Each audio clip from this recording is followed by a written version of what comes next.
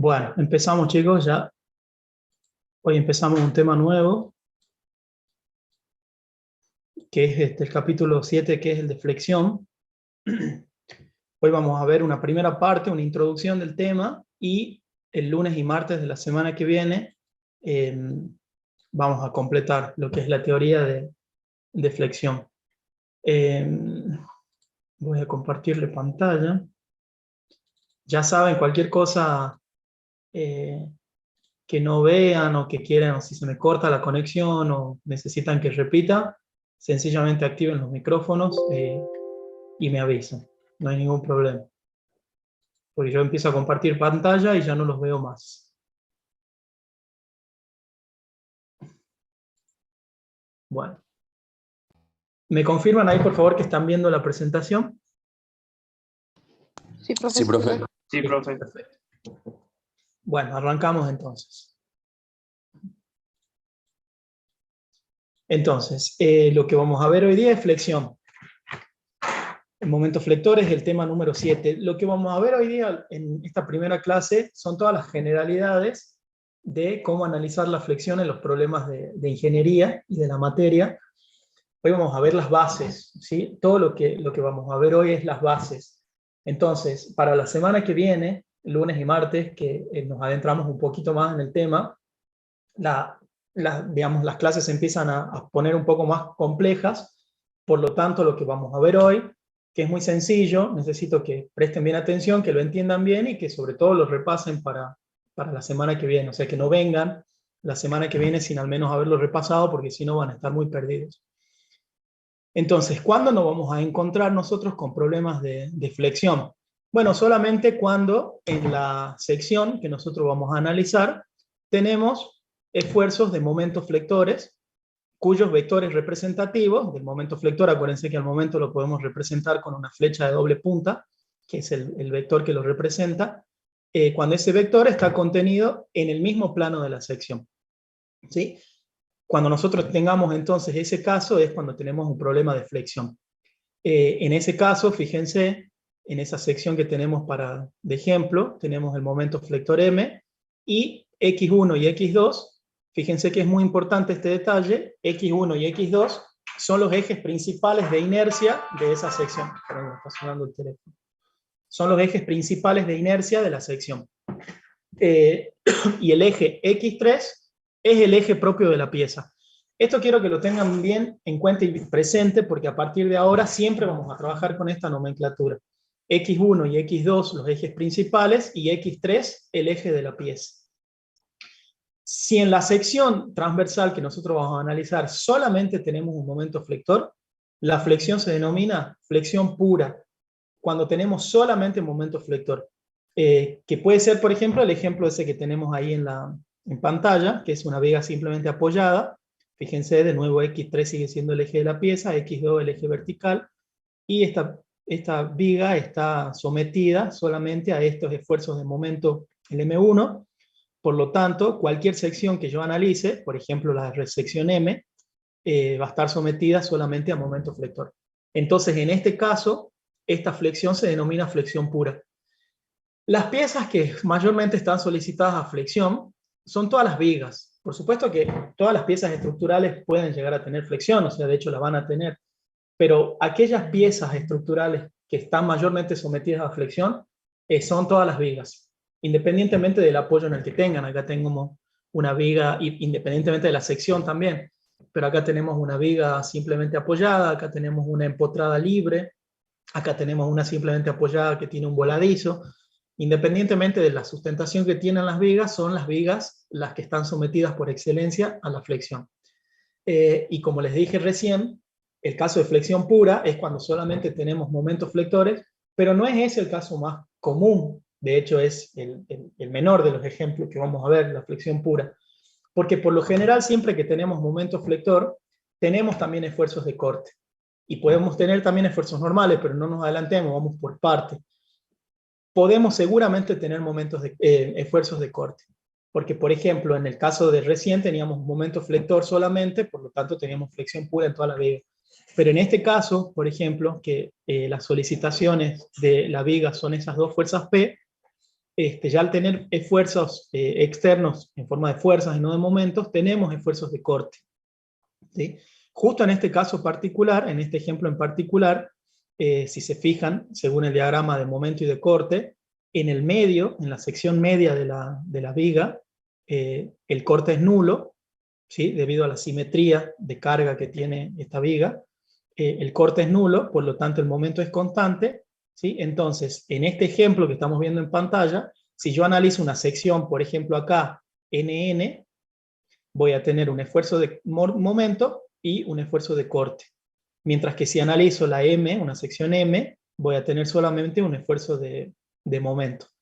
Por lo tanto, si yo analizo una sección del tramo medio, voy a tener un caso de flexión pura, porque solamente tengo un momento flector. Pero sin embargo, si analizo uno de los extremos, digamos, más cerca del apoyo, ya no voy a tener una flexión pura porque voy a tener un esfuerzo de corte, y ese tipo de flexión ya deja de ser pura y pasa a llamarse flexión simple, que es el caso, como les dije, más común que vamos a ver en la materia. Hasta ahora entonces ya hemos hecho una distinción entre flexión pura y flexión simple. La diferencia es que en la flexión simple, en la flexión simple tenemos esfuerzos de corte. Bueno, pero sin embargo podemos ir más allá aún, porque además también podemos tener esfuerzos normales, ¿sí? Además de las cargas y de momentos, podemos también tener esfuerzos normales. Entonces, cuando nosotros ya tenemos esfuerzos axiales o esfuerzos normales producidos por cargas axiales, la flexión ya deja de ser simple y pasa a ser una flexión compuesta.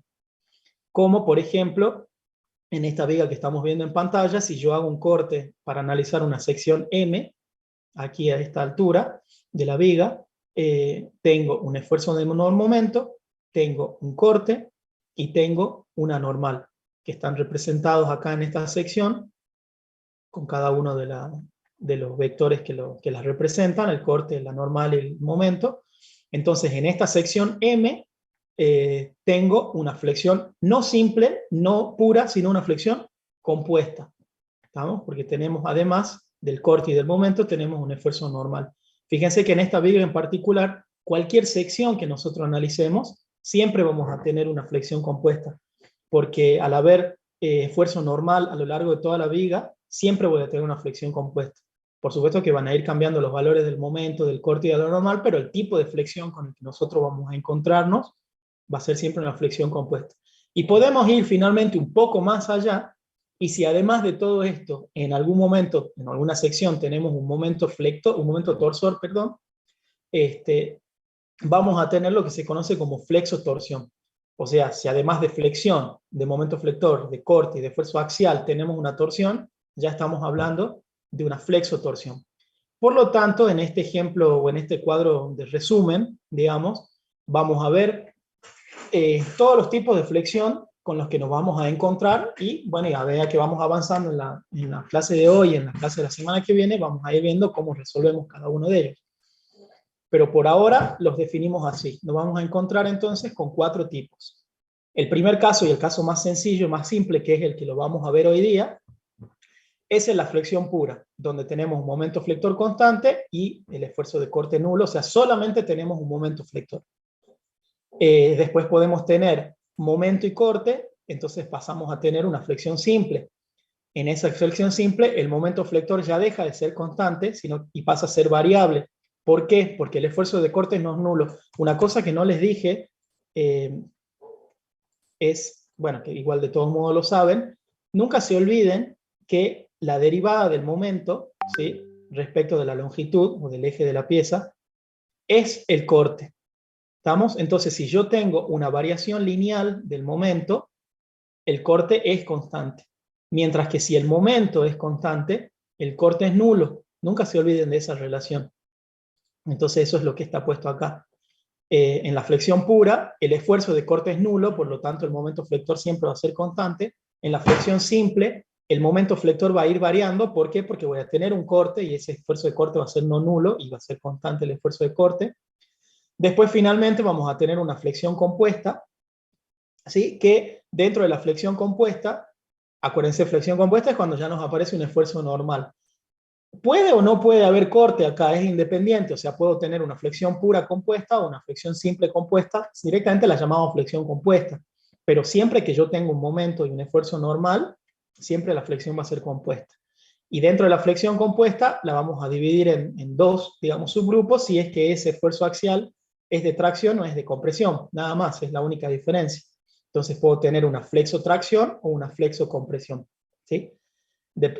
Si es que dependiendo del esfuerzo axial es de tracción o comprime o tracciona la pieza. Y finalmente la flexotorsión, que es cuando tengo un momento flector sumado con un momento torsor. Y ahí tenemos 4 ejemplos sencillos que están acá también, bueno, los vemos directamente de aquí.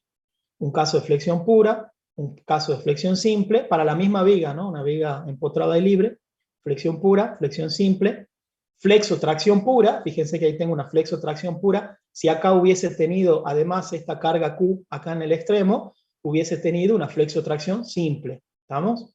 Pero bueno, pero de todos modos esto ya es una flexión compuesta porque tengo un esfuerzo de tracción. Y esto es una flexocompresión, ¿sí? Donde tengo la flexión, acá tengo corte, tengo momento, ¿sí? Tengo y un esfuerzo normal de compresión. Y bueno, me estaría faltando acá un ejemplito donde tengo un momento torsor para tener una flexotorsión. Bueno, tipo de problema de flexión, esto es un poco lo mismo, pero dibujado los momentos flectores para que tengan bien presente esto. En la flexión pura, el momento siempre es constante, el esfuerzo de momento, independientemente de que dónde tracciona, si tracciona arriba o tracciona abajo, eso ya son particularidades del ejemplo en puntual que estamos analizando, pero si tengo un momento, solamente un momento flector y es constante, la flexión es pura. Recuerden que es constante porque el corte es cero, no tengo esfuerzos de corte.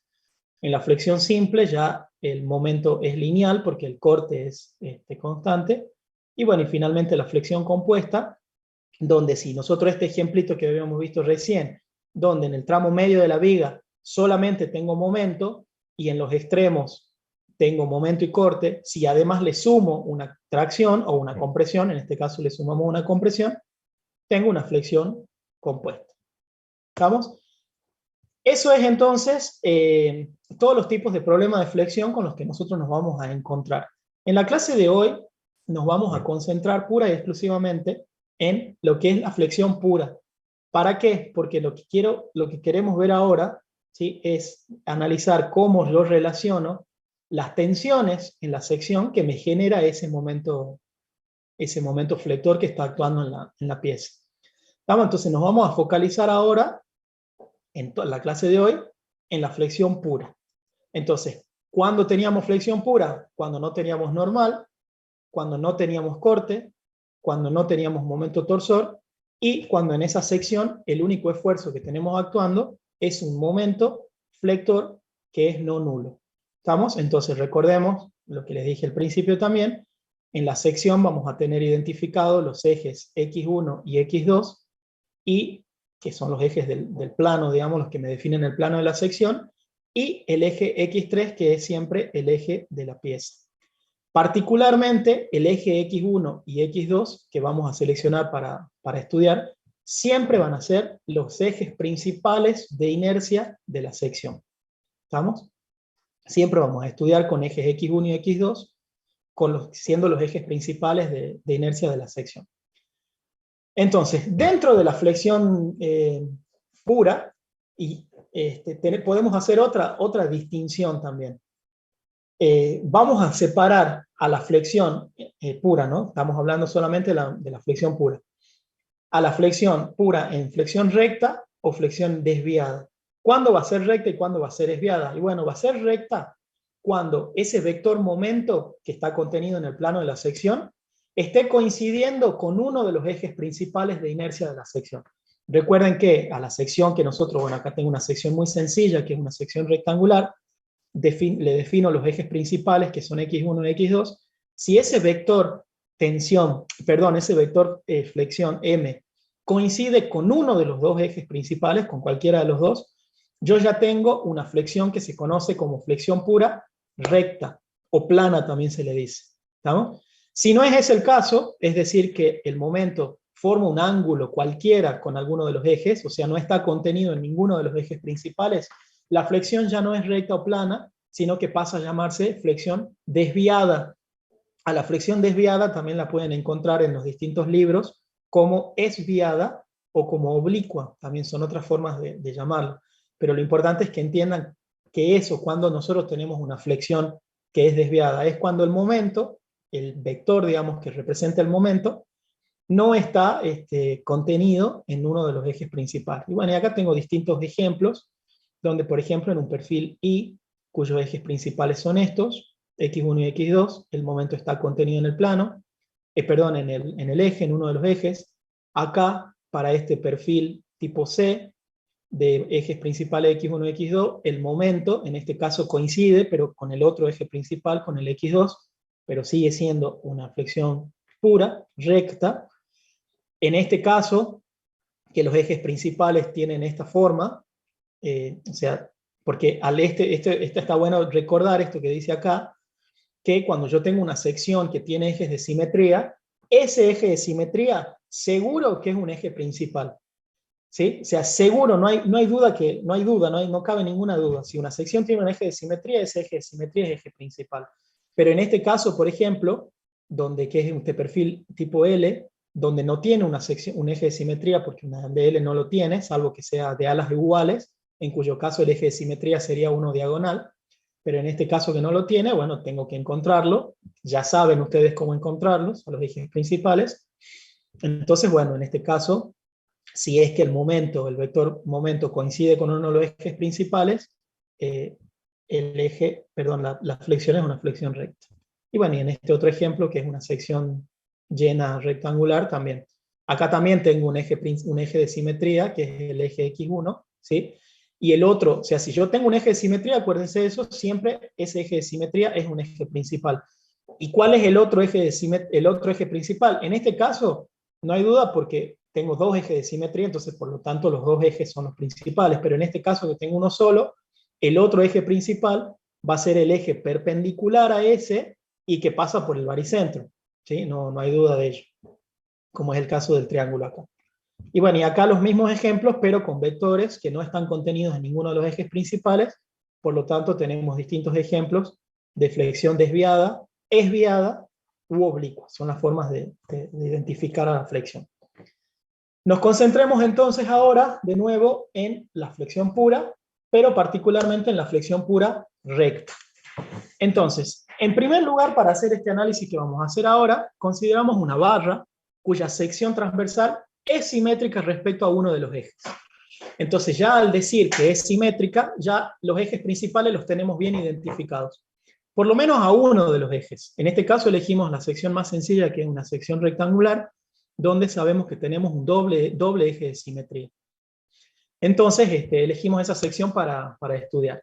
Como estamos por estudiar la flexión pura recta, vamos a aplicar un momento, ¿sí?, flector, que es normal a dicho eje de simetría, o de otro punto de vista, o dicho de otra manera, que está contenido en uno de los ejes de inercia de la sección. Y que además, como es una flexión pura, no existen otros esfuerzos. ¿Estamos? Entonces, el problema se me reduce a esto. Vamos a ver entonces ahora cuáles son todas las hipótesis que vamos a empezar a plantear para relacionar, digamos, las tensiones producidas por este esfuerzo de momento que tengo actuando en la sección.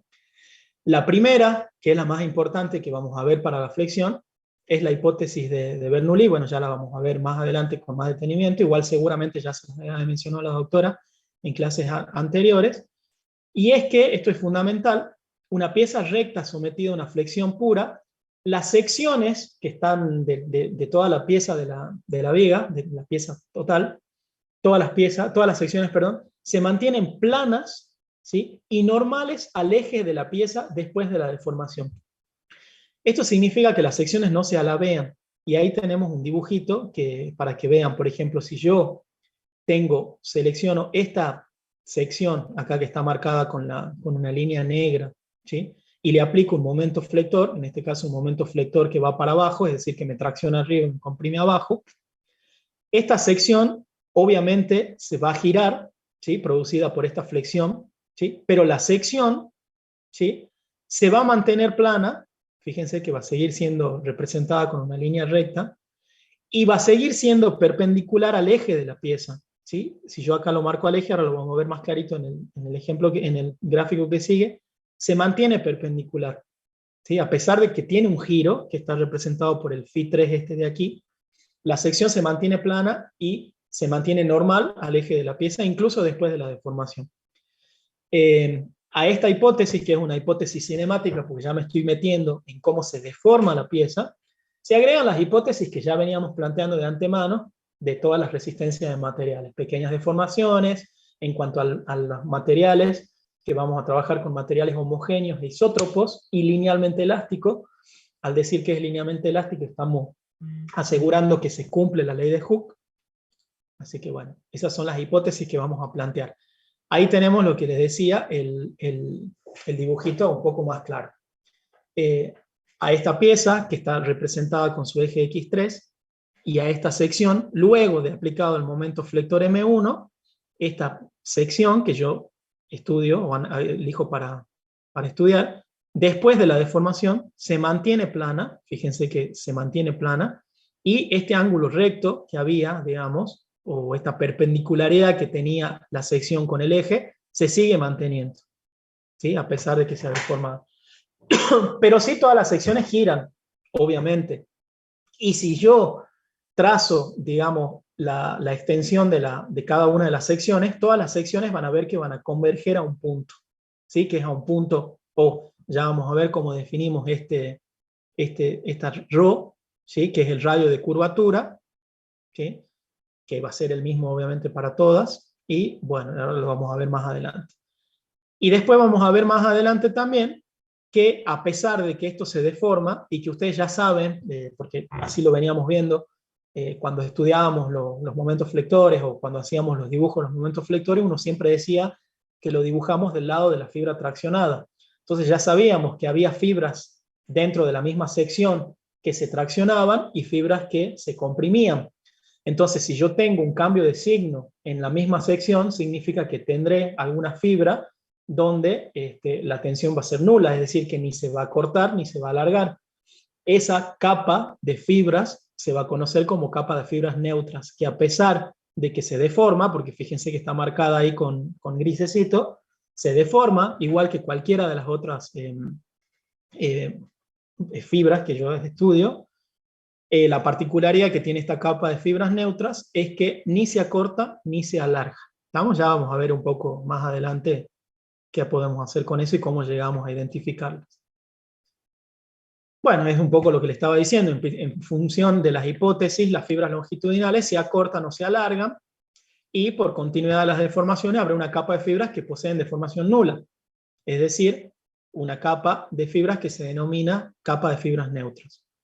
Si yo a esa capa de fibras neutras la intersecto con todas las secciones, ¿sí? Con cada una de las secciones, en este caso elijo esta sección de estudio, esa intersección que hay entre la capa de fibras neutras y la sección es esta línea que les estoy indicando ahí. Esa línea se conoce como línea neutra, ¿sí? Es una recta que se denomina línea neutra, también se la conoce como eje neutro. Y la particularidad que tiene esa línea neutra o eje neutro es que las deformaciones son nulas. Y por lo tanto, al tener deformaciones nulas, también lo son las tensiones. ¿Por qué? Porque una de las hipótesis que habíamos visto era que el material es homogéneo, isótropo y linealmente elástico. Al ser linealmente elástico, se cumple la ley de Hooke. Y la ley de Hooke hablaba de la reciprocidad entre tensiones y deformaciones, que era directamente proporcional, las tensiones a las deformaciones, y proporcional a través del modo de elasticidad. Dicho de otra forma, la ley de Hooke decía que era sigma igual a E por épsilon. Entonces, si el épsilon es nulo, por lo tanto, el sigma también lo va a ser, ¿no? Y bueno, y por lo expuesto, la pieza se deforma según un arco de circunferencia cuyo radio de curvatura, que es el que les mencioné recién, que se define como ρ, dependerá solo del momento aplicado, ¿sí? Mientras mayor sea, más intenso sea el momento, mayor se deformará, por lo tanto mayor será la curvatura, y mientras más chico sea el momento, bueno, menor será la curvatura. Ahora entonces vamos a analizar las ecuaciones de equilibrios, que cada vez que nosotros vamos avanzando en la materia tenemos que tenerlas en cuenta. A estas 6 ecuaciones de equilibrio, y que ya las han visto en el corte, las han visto en la torsión, las han visto en la tracción y compresión, y acá la vamos a ver qué es lo que pasa con esas ecuaciones de equilibrio en la flexión pura recta. Entonces, vamos a partir, ¿sí?, de la sección esta más general, de los ejes x1, x2 y x3. Recuerden, x1 y x2 siempre el eje principal de inercia, eje x3 siempre es el eje de la pieza, y bueno, y tenemos que analizar cada una de estas ecuaciones de equilibrio. Son 6. De estas 6, fíjense que como estamos hablando de flexión pura, recta, normal, no tenemos, es 0. ¿Sí? Entonces, es 0 y el esfuerzo normal se equilibraba con la sumatoria, perdón, la integral a lo largo del área de la tensión en la dirección 3 por diferencial de área. Vamos a ver qué pasa con esta ecuación, porque todas estas 6 ecuaciones las tenemos que analizar una por una y tenemos que ver que no haya ninguna incoherencia entre lo que estamos planteando, de las hipótesis que estamos planteando, y lo que nos está pasando acá. Momento 2, o sea, es un momento que está contenido en el eje 2, es nulo, no tenemos, porque solamente vamos a analizar el caso de un único momento flector que está contenido en el eje 1, o sea, el momento 1. Este sí tenemos, es el único en este caso que es no nulo, y que bueno, ese momento 1 será igual a la integral a lo largo del área de sigma 3 por este brazo de palanca x2 por el diferencial de área. ¿Sí? Acuérdense que acá nosotros para estudiar las ecuaciones de equilibrio o ecuaciones de equivalencia, estudiamos un diferencial de área, y en ese diferencial de área vemos qué es lo que pasa con la tensión normal y las tensiones tangenciales que están actuando en esa diferencial de área, y los llevamos al análisis, al centro de gravedad. Por eso es que me aparecen estos brazos de palanca. ¿Estamos? Bueno, después finalmente corte 1 y corte 2, es decir, corte en la dirección 1 y corte en la dirección 2, hemos dicho que no tenemos. ¿Por qué? Porque estamos hablando de flexión pura, no de flexión simple, entonces son nulos. Y finalmente momento torsor, de nuevo, no estamos en flexo-torsión, entonces el momento torsor también es nulo. ¿Sí? El momento torsor es nulo y me relacionaba a las tensiones tangenciales con los brazos de palanca. ¿Estamos? Entonces, planteadas las ecuaciones de equilibrio, planteadas las hipótesis, planteado el problema, vamos a avanzar un poco más. Habíamos dicho que por las hipótesis de Bernoulli, si yo le hago un mallado, ¿sí?, a mi pieza, ¿sí?, le hago un mallado, y estudio este cuadrito, digamos, de la cuadrícula, producto de mi mallado, después de la deformación, lo que me decía Bernoulli es que todas las secciones se mantienen rectas, ¿sí? Todas las secciones se mantienen rectas, y que todas las secciones también se mantienen perpendiculares al eje de la pieza. Por lo tanto, después de la deformación y debido a esta hipótesis de Bernoulli, todos estos ángulos rectos que yo tengo acá en mi mallado, luego de la deformación, se van a seguir manteniendo rectos. ¿Estamos? O sea, yo voy a tener una pequeña curvatura ahí, pero no importa, los ángulos estos se van a seguir manteniendo rectos. Las piezas no van a alabearse.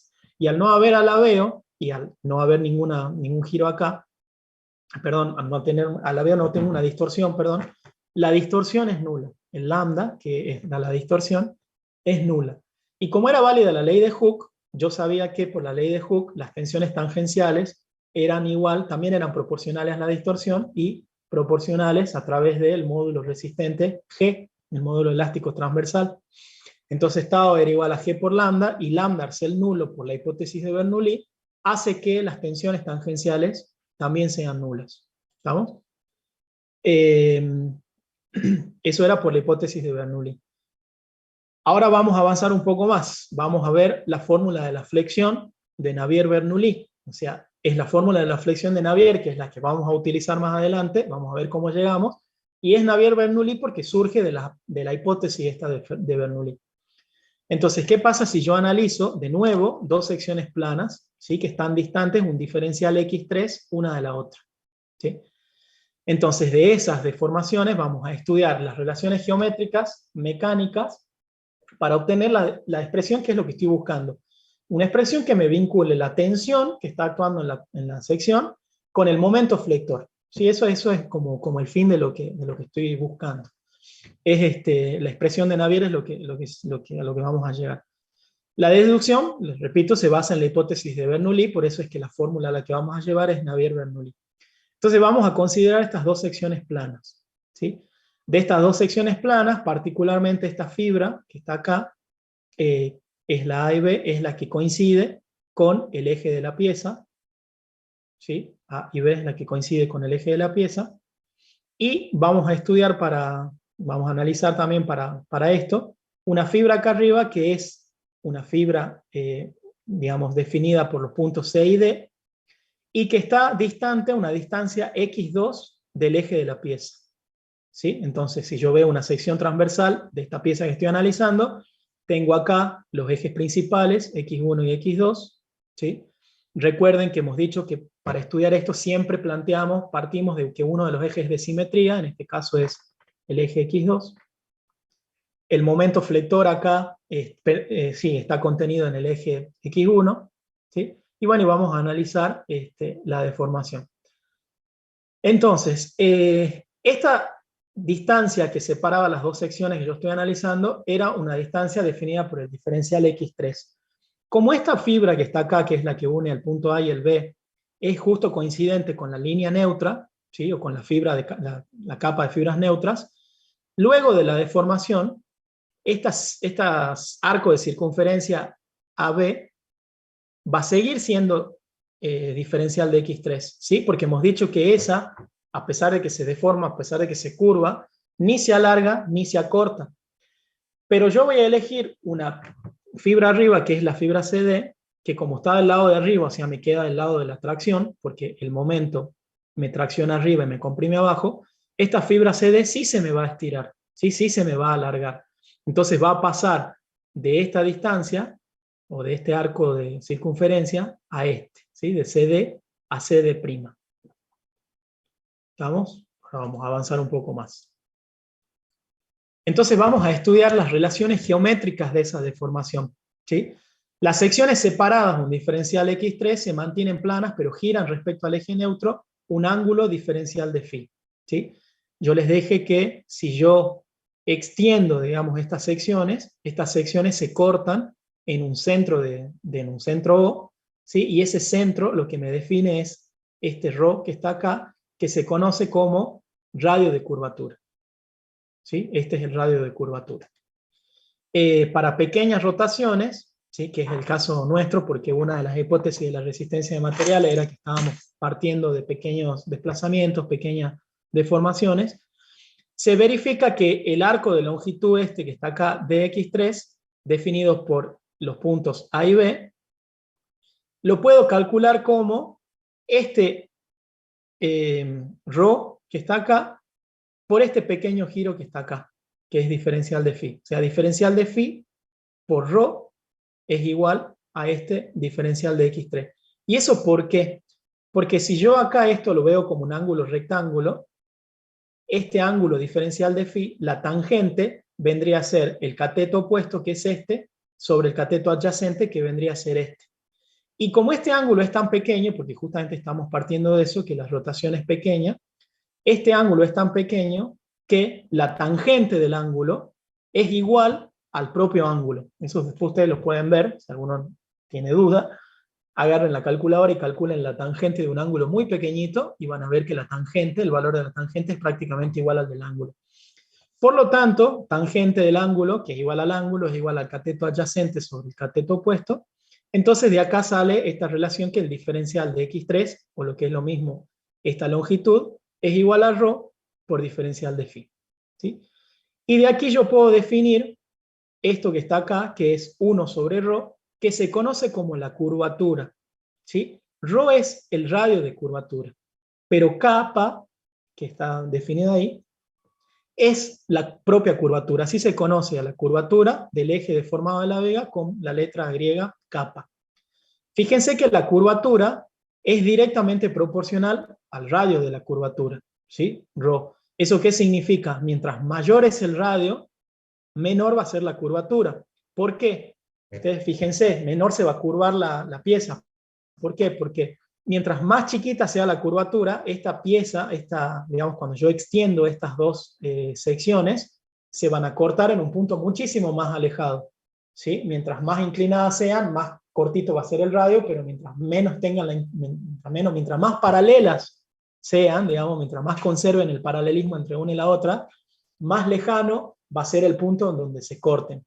Entonces, mientras más lejano es, mayor va a ser el radio de curvatura, ¿sí? Y por lo tanto, menor va a ser la curvatura luego de la deformación.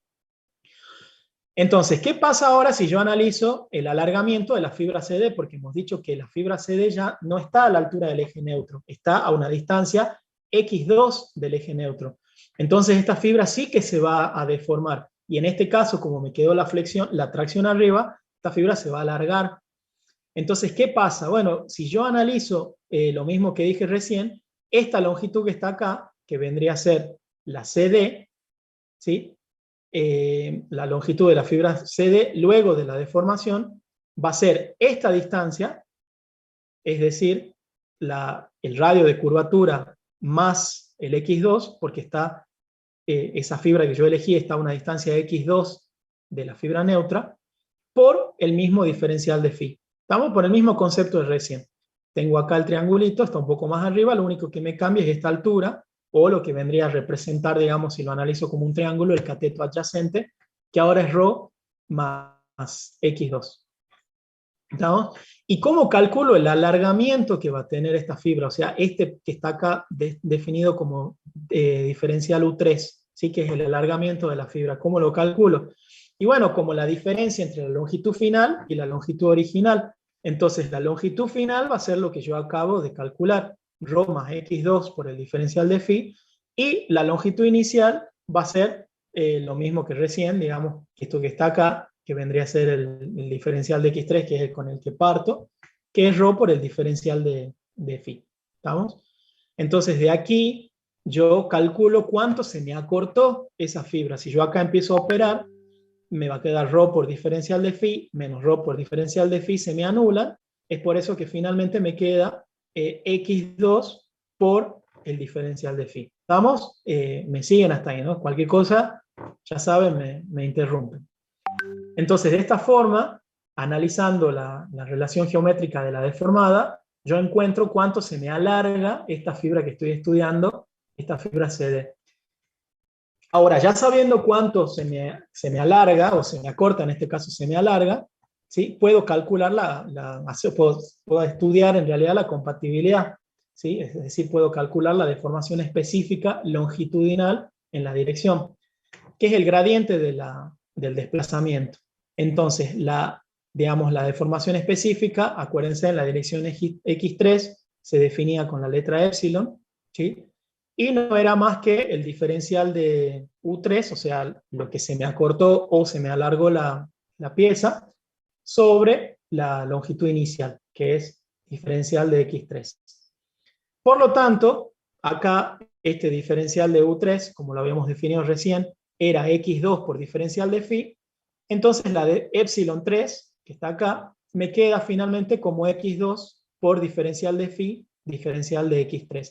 Y este diferencial de phi, diferencial de x3, si volvemos un poco atrás, fíjense que era 1 sobre el radio de curvatura o la curvatura.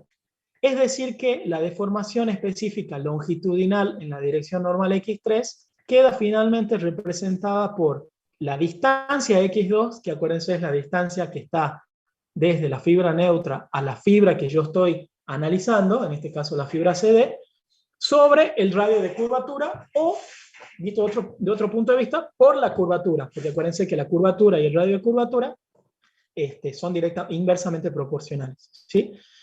¿Esto qué demuestra? Que las deformaciones, primero me demuestra que las deformaciones son nulas a la altura de la línea neutra. ¿Por qué? Porque a la altura de la línea neutra la distancia x2 es 0, por lo tanto la deformación es 0.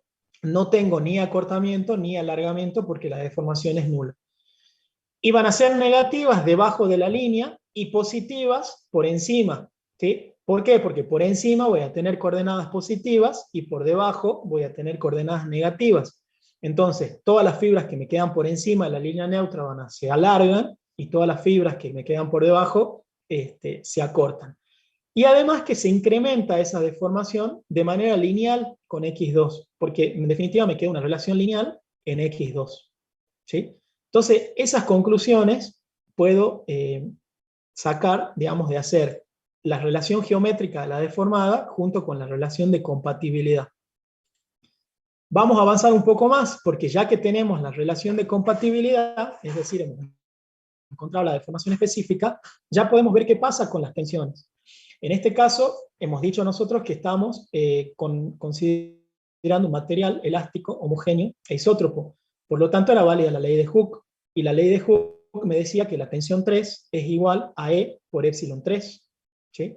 Entonces, si epsilon 3 era x2 sobre rho o x2 por kappa, y bueno, sencillamente la reemplazo acá y puedo sacar las mismas conclusiones que para la deformación, para el caso de la tensión, que van a ser nulas a la altura del eje neutro, porque el x2 tiene coordenada nulo, que va a ser positivo por encima, o sea, van a ser tensiones de tracción, va a ser negativo por debajo, porque son tensiones de compresión, ¿sí? Que van a variar linealmente con la distancia de x2, ¿sí? Porque, bueno, una variación lineal. Y un detalle importante es esto que está escrito acá abajo, donde dice que esta ecuación de la ley constitutiva es solamente válida en los casos de materiales linealmente elásticos. ¿Por qué? Porque una de mis hipótesis era plantear que el material es elástico. Al plantear que el material es elástico, la ley constitutiva que rige el comportamiento puntual es la ley de Hooke. Entonces, esto que está acá solamente es válido para materiales linealmente elásticos, pero todo lo que hemos hecho antes, o sea, la relación geométrica y la relación de compatibilidad, depende pura y exclusivamente de la deformación y no del material. Entonces, sí es aplicable en cualquier otro ejemplo, independientemente de la relación constitutiva del material. Les repito, particularmente nosotros vamos a estudiar materiales linealmente elásticos, donde la ley que rige su comportamiento es la ley de Hooke. Sigma es igual a E por epsilon. ¿Estamos? Y avanzamos un poco más, ahora sí vamos a ver qué pasa con las condiciones de equilibrio. ¿Quiénes me regían las condiciones de equilibrio? ¿Quiénes me las garantizaban? Eran las ecuaciones de compatibilidad. Entonces, todas esas ecuaciones de compatibilidad se deben satisfacer. Ahora vamos a ver si efectivamente se satisfacen o no, o qué conclusión podemos sacar de ellas. Entonces, habíamos dicho que estábamos en una flexión pura, recta, por lo tanto, no teníamos un esfuerzo normal, era 0, no teníamos un momento en el eje 2, era 0, y el momento en el eje 1 era, o sea, estaba actuando un momento en el eje 1, entonces estas son las tres ecuaciones que me tienen que satisfacer. Después vamos a ver qué pasa con las otras, porque las otras también están. Miento, perdón, ya los vimos a los otros, lo que pasa es que no se los dije. Acá, como nosotros teníamos distorsión nula, debido a la hipótesis de Bernoulli, entonces las tensiones eran nulas. Por lo tanto, estas ecuaciones que están acá atrás, estas tres ecuaciones que están acá, se me satisfacen, ¿sí? Son igualmente nulas, porque los esfuerzos eran nulos y las tensiones son nulas también. Entonces, estas tres ecuaciones ya habíamos dicho que se satisfacen debido a la hipótesis de Bernoulli. Nos restaban estas tres. ¿Por qué? Porque si bien este es nulo y este es no, las tensiones no eran nulos, porque justamente me aparecía una tensión sigma 3, que es la que acabamos de encontrar. Entonces hay que analizar estas tres ecuaciones que nos estaban faltando. Estas tres ya estaban verificadas, eran idénticamente nulas y no había ninguna incoherencia. ¿Estamos? Ahora estábamos analizando las otras tres, que son estas de acá. Entonces, empecemos con la primera. Hemos dicho que el esfuerzo normal es nulo porque estamos hablando de una flexión pura recta. Pero la tensión sigma 3 no lo es, no es nula la tensión sigma 3. De hecho, acabamos de encontrar acá la expresión. Era E por kappa por x2. Entonces, ¿qué está pasando acá? Veamos. Reemplacemos el valor de sigma 3 por lo que acabamos de encontrar. Sigma 3 es E por epsilon 3, ¿sí? Debido a la ley de Hooke. Y epsilon 3 era E sobre el radio de curvatura por x2, por el diferencial de área. Y eso tiene que ser igual a 0.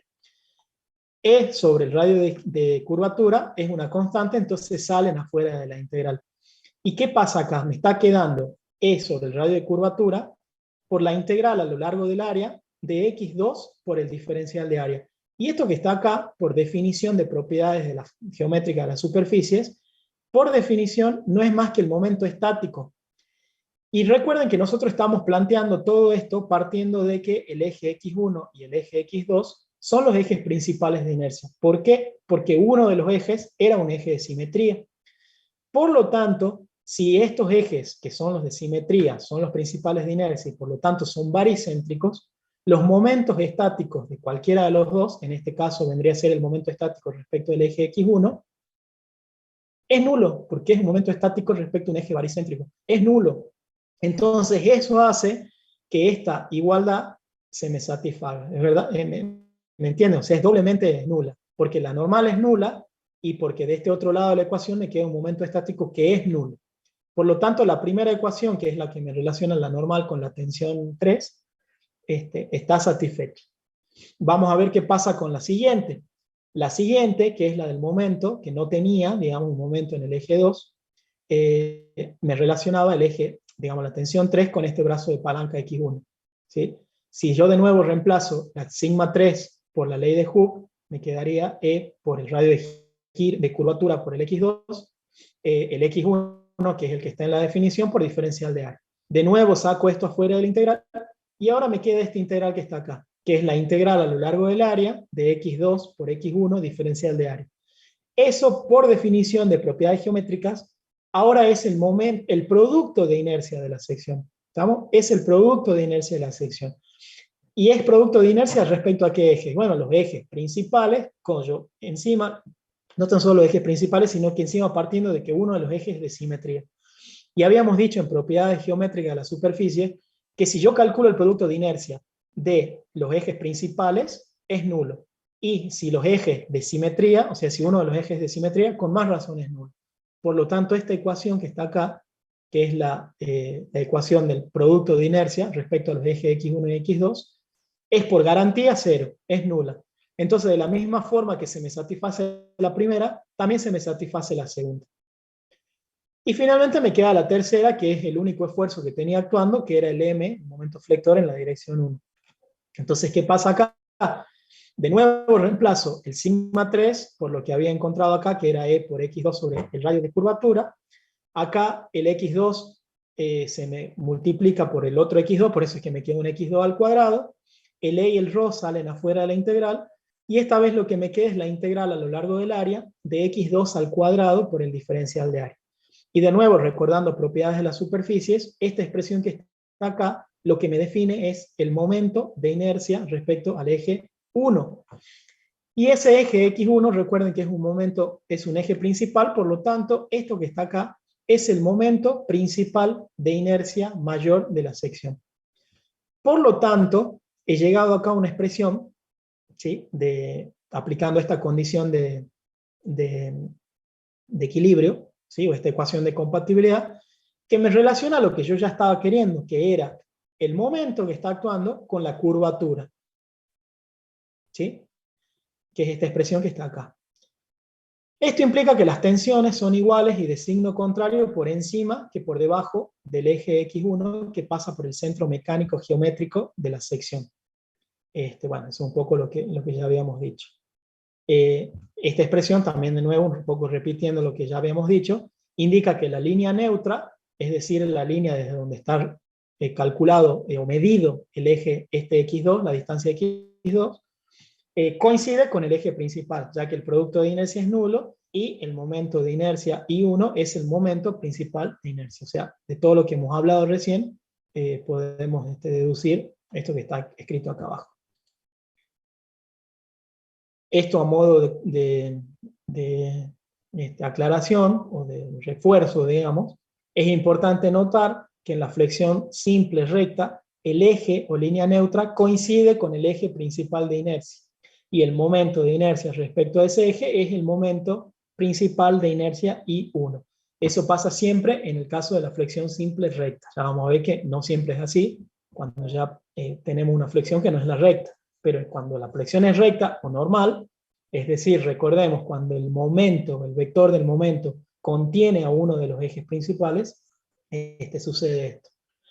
Y finalmente, el producto E por I1, que es lo que me quedó acá abajo en el denominador, ¿sí?, E por I1, se conoce como rigidez flexional. Ustedes cuando han visto tracción y compresión, habíamos visto que en el denominador me quedaba algo muy parecido que se llamaba rigidez axial, que no era E por E1 obviamente, sino que era E por A, ¿sí?, que me relacionaba, digamos, de alguna forma, me medía la rigidez frente a las acciones mecánicas, frente a las acciones de tracción o compresión, y que incluía el material y la sección, ¿sí?, a través del E y a través del área. Bueno, acá es lo mismo, pero el material queda definido por su módulo elástico E, y la sección queda definida a través de su producto de inercia.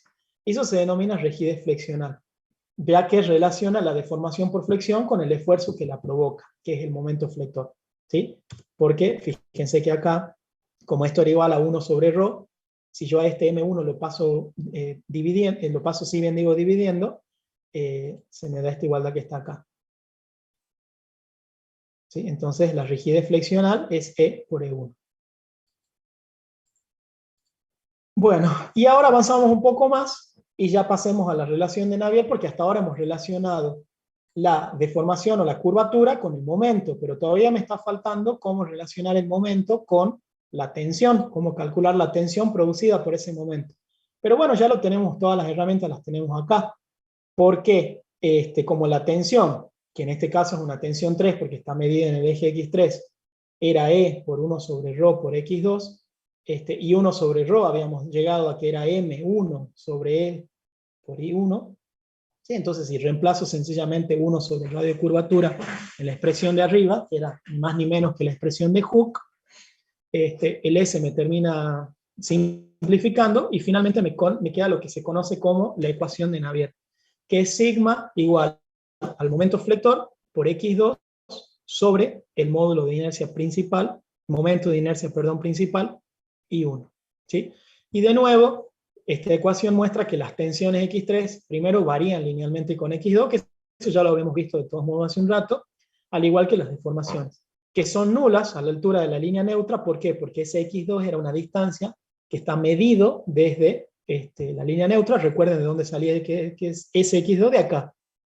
Salía de esta relación geométrica de la deformada. El X2 era la distancia medida desde la línea neutra hasta una fibra cualquiera de análisis de estudio que yo hacía, ¿sí? De ese era el X2. Entonces, si el X2 era igual a 0, es decir, si yo estaba a la altura de la línea neutra, bueno, pues las tensiones eran nulas, ¿sí? ¿Y qué más? Y como varían linealmente, van a alcanzar un valor máximo, ya sea en la fibra más alejada para arriba y en la fibra más alejada para abajo. Si en la parte de arriba tengo la tracción, entonces la tensión máxima de tracción va a estar actuando en la fibra más alejada para arriba. Y si arriba tengo la tracción, abajo tendré la compresión, por lo tanto la tensión máxima de compresión va a estar en la fibra más alejada para abajo. Si yo me centro o focalizo en estos valores máximos, les estoy diciendo que va a estar justamente en la fibra más alejada, X2. Entonces, si yo ahora acomodo un poco esta expresión, que es la expresión de Navier, esta es la que se conoce como ecuación de Navier. Si yo a este X2 máximo, para tener la tensión máxima, lo paso dividiendo, esto que me queda acá abajo, que vendría a ser el momento de inercia principal sobre el X2 máximo, se conoce como módulo resistente de la sección, W1. Entonces la ecuación de Navier, cuando yo lo veo desde el punto de vista de las tensiones máximas, se me reduce a que la tensión máxima es igual al momento sobre el módulo resistente 1. Y esto es muy valioso verlo desde este punto de vista. ¿Por qué? Porque si después ustedes, ahora que ya conocen qué es el módulo resistente, van a fijarse en las tablas que ustedes tienen, las tablas de perfiles, van a ver que dentro de todas las propiedades geométricas que tienen de cada uno de los perfiles, que ya han visto que tienen momentos de inercia, han visto que tienen radios de giro, tienen todas las dimensiones, obviamente, espesores, alturas, anchos, tienen el área, tienen calculado todo, van a ver uno que hasta ahora ustedes por ahí no sabían qué era y que ahora ya lo saben, que es el módulo resistente de la sección, que por definición es esto que está acá, el momento de inercia principal sobre la fibra más alejada. ¿Y por qué es importante conocerlo? Porque de esta forma es muy sencillo hacer un diseño directo de la sección transversal para un momento flector dado y una tensión máxima nominal que yo conozco. Es decir, si vienen y me dicen, necesito que diseñemos una viga que va a estar sometida a este momento máximo, ¿sí? Y el material que voy a usar tiene esta tensión límite. ¿Cuál es la sección que me conviene? Y bueno, conocido esto, es muy sencillo saberlo. Directamente, la tensión máxima nunca tiene que superar a la tensión admisible, que es la que me están diciendo que no tiene que superar. Entonces, como la tensión máxima es el M1 sobre el módulo resistente, eso tiene que ser menor o igual a la tensión admisible. Si yo de acá despejo el módulo resistente, me queda que para que se me satisfaga ese problema y yo pueda diseñar esa pieza, necesito una sección cuya módulo resistente sea mayor o igual que el momento que me están diciendo que debe soportar sobre la tensión admisible del material. Entonces yo voy a encontrar un módulo resistente, me voy a la tabla de perfiles y yo digo, bueno, si quiero un perfil de tipo I o doble T, la solución a mi problema será el perfil que tiene un módulo resistente inmediato superior al que me está dando acá por el cálculo. Obviamente, todos los que están por encima de ese valor me satisfacen el problema, pero ¿para qué me voy a ir a un módulo muy alto que implica un perfil mucho más grande si con el inmediato inferior, perdón, con el inmediato superior ya estoy satisfaciendo el problema y estoy garantizando la economía? ¿Estamos? Porque no se olviden nunca que nosotros como ingenieros no tan solo tenemos que verificar, digamos, que la seguridad, digamos, que se cumpla la resistencia, la rigidez de la pieza, de la estructura en general, sino que además tenemos que satisfacer una cuestión económica. O sea, las estructuras tienen que ser eficientes desde el punto de vista estructural y desde el punto de vista económico también. ¿Para qué encarecerlo al vicio? Entonces, por eso es muy importante conocer el módulo resistente, y el módulo resistente se define de esta forma, considerando el valor de la tensión máxima. Estamos sabiendo que por la ecuación de Navier, las tensiones máximas se dan en los extremos de la pieza. Entonces, conociendo este módulo resistente, lo que nosotros podemos saber es calcular el rendimiento de una sección. ¿Para qué? ¿Para qué nos serviría calcular el rendimiento? Y bueno, para saber qué secciones van a ser más eficientes a actuar frente a un momento flector que otras. Entonces, de estas ecuaciones lo que yo puedo saber es que las secciones más eficientes son aquellas que tienen un mayor módulo resistente, eso ya lo habíamos dicho, y que la parte de la sección ubicada cerca de la línea neutra tiene una escasa influencia en la resistencia a flexión de la sección. ¿Y esto por qué? Y bueno, porque estamos diciendo que las tensiones máximas se dan arriba y abajo en la fibra más alejada, y en el medio las tensiones son nulas. ¿Estamos? O sea, entonces la sección cerca de la línea neutra, la propia línea neutra y la zona aledaña, la línea neutra, no tiene incidencia en la resistencia de la flexión. ¿Por qué? Porque las tensiones máximas están alejadas. Entonces, desde el punto de vista de la economía, las secciones más eficientes son aquellas en las que el material se encuentra lo más alejado que se pueda del eje neutro. Esto se logra incrementando la altura de la sección transversal y dándole una forma apropiada.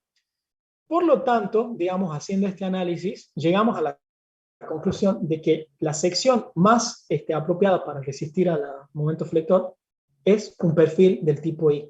¿Por qué? Porque el perfil del tipo I tiene, de alguna forma, concentradas las áreas en las alas y que están lo más alejado posible del eje neutro. O sea, está para arriba y está para abajo. Ni hablar que digamos, el rendimiento o la sección ideal vendría a ser esta que está acá. Estamos, la que está dibujada ahí. Esa vendría a ser la situación o la sección ideal, donde toda el área, ¿sí? O la mitad, digamos, la mitad está acá arriba, una distancia h sobre 2, y a otra distancia h sobre 2 para abajo. Pero bueno, esta área, por eso es que el perfil más eficiente es siempre el perfil I, porque es el que más se le parece a este. Entonces, para calcular el rendimiento de la sección, lo que yo tendría que calcular es un momento de inercia o un módulo resistente ideal. ¿Cómo calculo ese módulo resistente ideal? Y bueno, el módulo resistente ideal lo calculo como el momento de inercia principal ideal sobre la fibra más alejada. Entonces, si mi situación o digamos, mi área o mi perfil ideal es este que está acá, ¿cómo calculo este módulo de inercia? Este módulo resistente, perdón. Y bueno, el momento el momento de inercia principal ideal, lo calculo acá, es lo que está escrito acá, lo que les estoy marcando, aplicando el teorema de Steiner, ¿sí? Es 2 veces el momento de inercia de esta sección llevado a este eje por el teorema de Steiner. ¿Sí? ¿Y por qué 2 veces? Y bueno, por la simetría que tiene esto, ¿no? Fíjense que el momento de inercia de esta sección es nulo. ¿Y por qué es nulo? Porque estoy diciendo acá, fíjense, que la sección tiene un rendimiento máximo si tiene un área total A dividida en 2 subáreas A sobre 2, separadas a una distancia H de forma tal que el espesor de cada una de ellas es mucho menor que h. O sea, el espesor que tiene esa sección es mucho menor que h. Entonces, cuando yo calculo acá el momento de inercia 1 ideal, el espesor es tan pequeño que directamente yo puedo decir que es prácticamente nulo, ¿sí? Pero cuando yo lo llevo acá al momento, al eje principal de inercia x1 por el teorema de Steiner, esta expresión que está acá ya deja de ser nulo, porque es el área de esta sección, que es área sobre 2, por la distancia, que es h sobre 2 al cuadrado. ¿Estamos? Entonces, el momento de inercia ideal tiene esta expresión que está acá. El área por h al cuadrado sobre 4. Y hemos dicho que el momento, el módulo resistente no era más que el momento de inercia sobre la fibra más alejada, o la distancia a la fibra más alejada, y en este caso la fibra más alejada es h sobre 2, tanto para arriba como para abajo. Por lo tanto, si yo así reemplazo acá, puedo calcular el módulo resistente ideal, que me queda A por h sobre 2. ¿Sí? ¿Y cómo calculo el rendimiento entonces de la sección? Y bueno, el rendimiento yo lo calculo como la relación entre el módulo resistente de la sección que yo estoy calculando, o la sección que estoy analizando, sobre ese módulo resistente ideal. ¿Sí? Así yo calculo el rendimiento. Y ese rendimiento obviamente que va a ser un valor que va a variar entre 0 y 1. ¿Sí? Siendo la sección más eficiente todas aquellas que se acerquen al módulo resistente ideal, ¿sí? Es decir, porque si se acercan lo más que se pueda, esto va a ser igual a 1 porque se van a simplificar. ¿Sí? Mientras más distintos son, ¿sí? Esto va a ser cada vez más tendiente a 0, entonces mientras más se acerque a la unidad, mayor va a ser el rendimiento que va a tener esa sección. Y acá, a modo de ejemplo, vemos cómo calculamos este rendimiento, ¿sí? Geométrico para una sección rectangular de base B y altura h, y para una sección tipo I de altura h y área A. Fíjense que no me voy a detener acá, el módulo resistente lo calculan como el momento de inercia sobre el h sobre 2, que vendría a ser la distancia a la fibra más alejada. El momento de inercia es b por h cubo sobre 12, sobre h sobre 2, que es la distancia a la fibra más alejada. Reemplazando, me queda que el módulo resistente de una sección rectangular es el área por h sobre 6. Y si yo a esto lo divido por el módulo resistente ideal, me queda que una sección rectangular tiene un rendimiento geométrico igual a 1/3. ¿Estamos? Y si hago lo mismo para una sección I de altura h y área A, ¿sí? Acá no está hecho el detalle, pero pues lo pueden calcular si quisieran, el módulo resistente de este perfil I me queda 1/3 de área por h. ¿Sí? Entonces cuando calculo el rendimiento geométrico, como este módulo resistente sobre el módulo resistente ideal, me queda igual a 2/3. ¿Sí? Es decir, este es 0,33 y este me queda 0,66. Es decir, es, digamos, más eficiente este perfil que esta sección que está acá. ¿Por qué? Porque se acerca más a la unidad.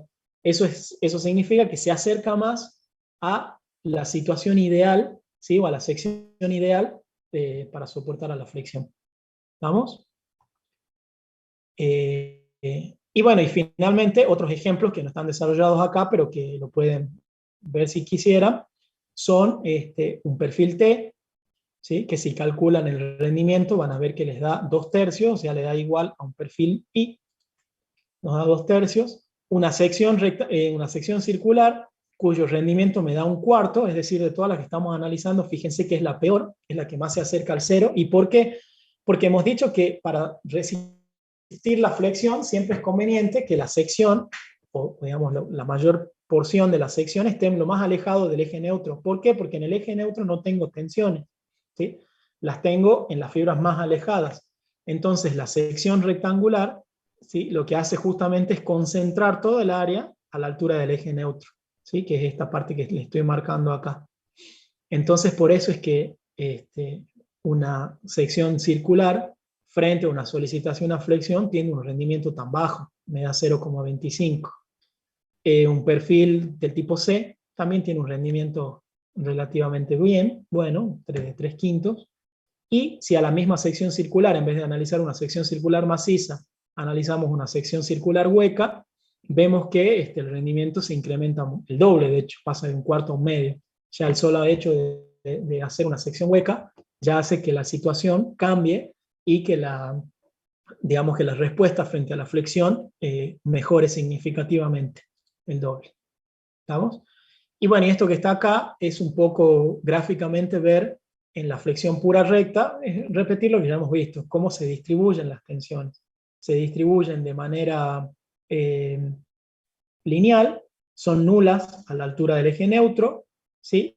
Y máximas en las fibras más alejadas. Dependiendo de cómo viene la dirección del momento, en este caso estamos viendo un momento que comprime arriba y que tracciona abajo, por lo tanto las fibras de abajo van a estar traccionadas, y la fibra más alejada, que es esta de acá, va a tener la máxima tensión de tracción, y las fibras de arriba van a estar comprimidas, donde la fibra más alejada, que es la de esta cara, es la que va a estar sometida a la tensión máxima de compresión.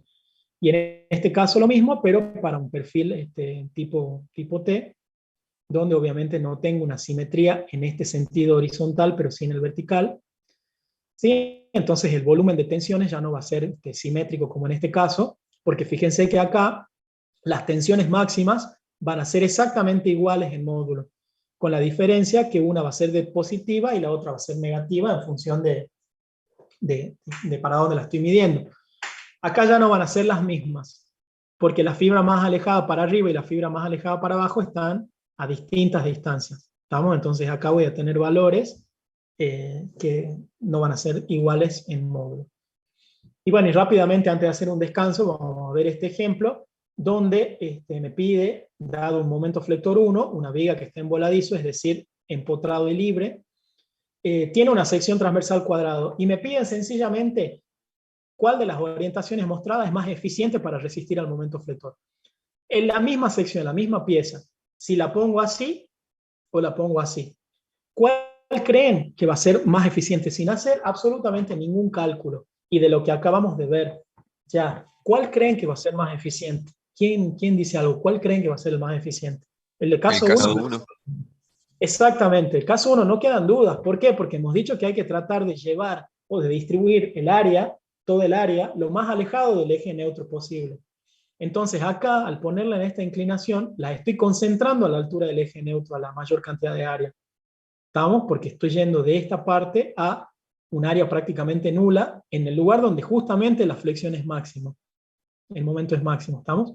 Entonces no quedan dudas que el caso 1 va a ser más eficiente. Pero bueno, obviamente eso lo podemos calcular, calculando el rendimiento a través de los momentos de inercia y la fibra más alejada para calcular el módulo resistente.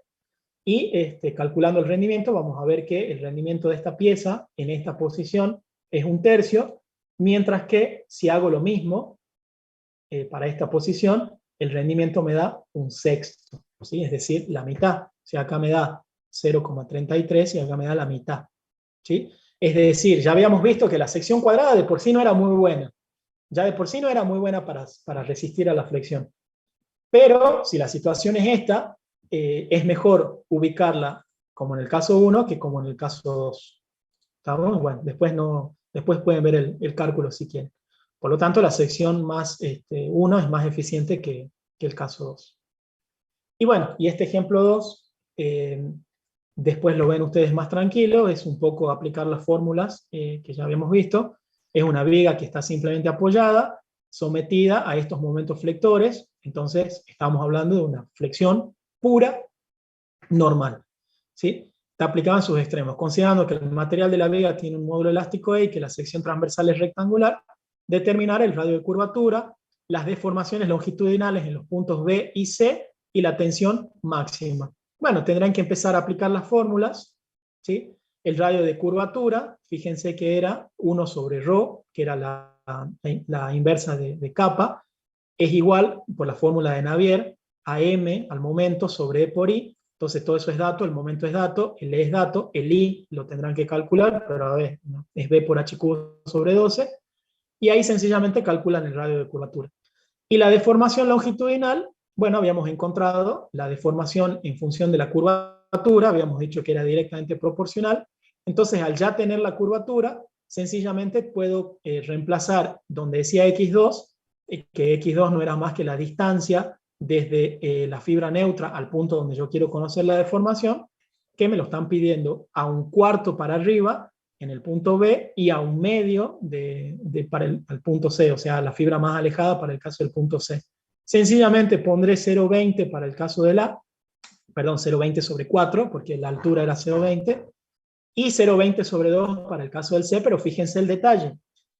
Cuando yo lo estoy midiendo para arriba, esto es una coordenada. Entonces, cuando lo mido para arriba es positivo. Por lo tanto, arriba voy a tener un estiramiento. Y cuando lo mido para abajo, esto es negativo. Por lo tanto, voy a tener un acortamiento. Y la tensión máxima, obviamente, la voy a tener en la fibra más alejada, o sea, arriba para la tracción y abajo para la compresión. Que por la simetría que tiene esto, van a ser iguales en módulo. ¿Sí? Por eso es que fíjense acá, está el módulo, van a ser iguales. Y por la ecuación de Navier, como estamos hablando de la tensión máxima, era directamente el momento sobre el módulo resistente, ¿sí? Me queda una tensión máxima de 15 megapascal, de tracción para arriba y de compresión para abajo. Y bueno, y acá tenemos otro ejemplo, donde no hay simetría horizontal, pero donde más o menos nos piden lo mismo. No, esto después lo ven ustedes tranquilos, solos. No tienen más que aplicar las ecuaciones que ya hemos visto, ¿no?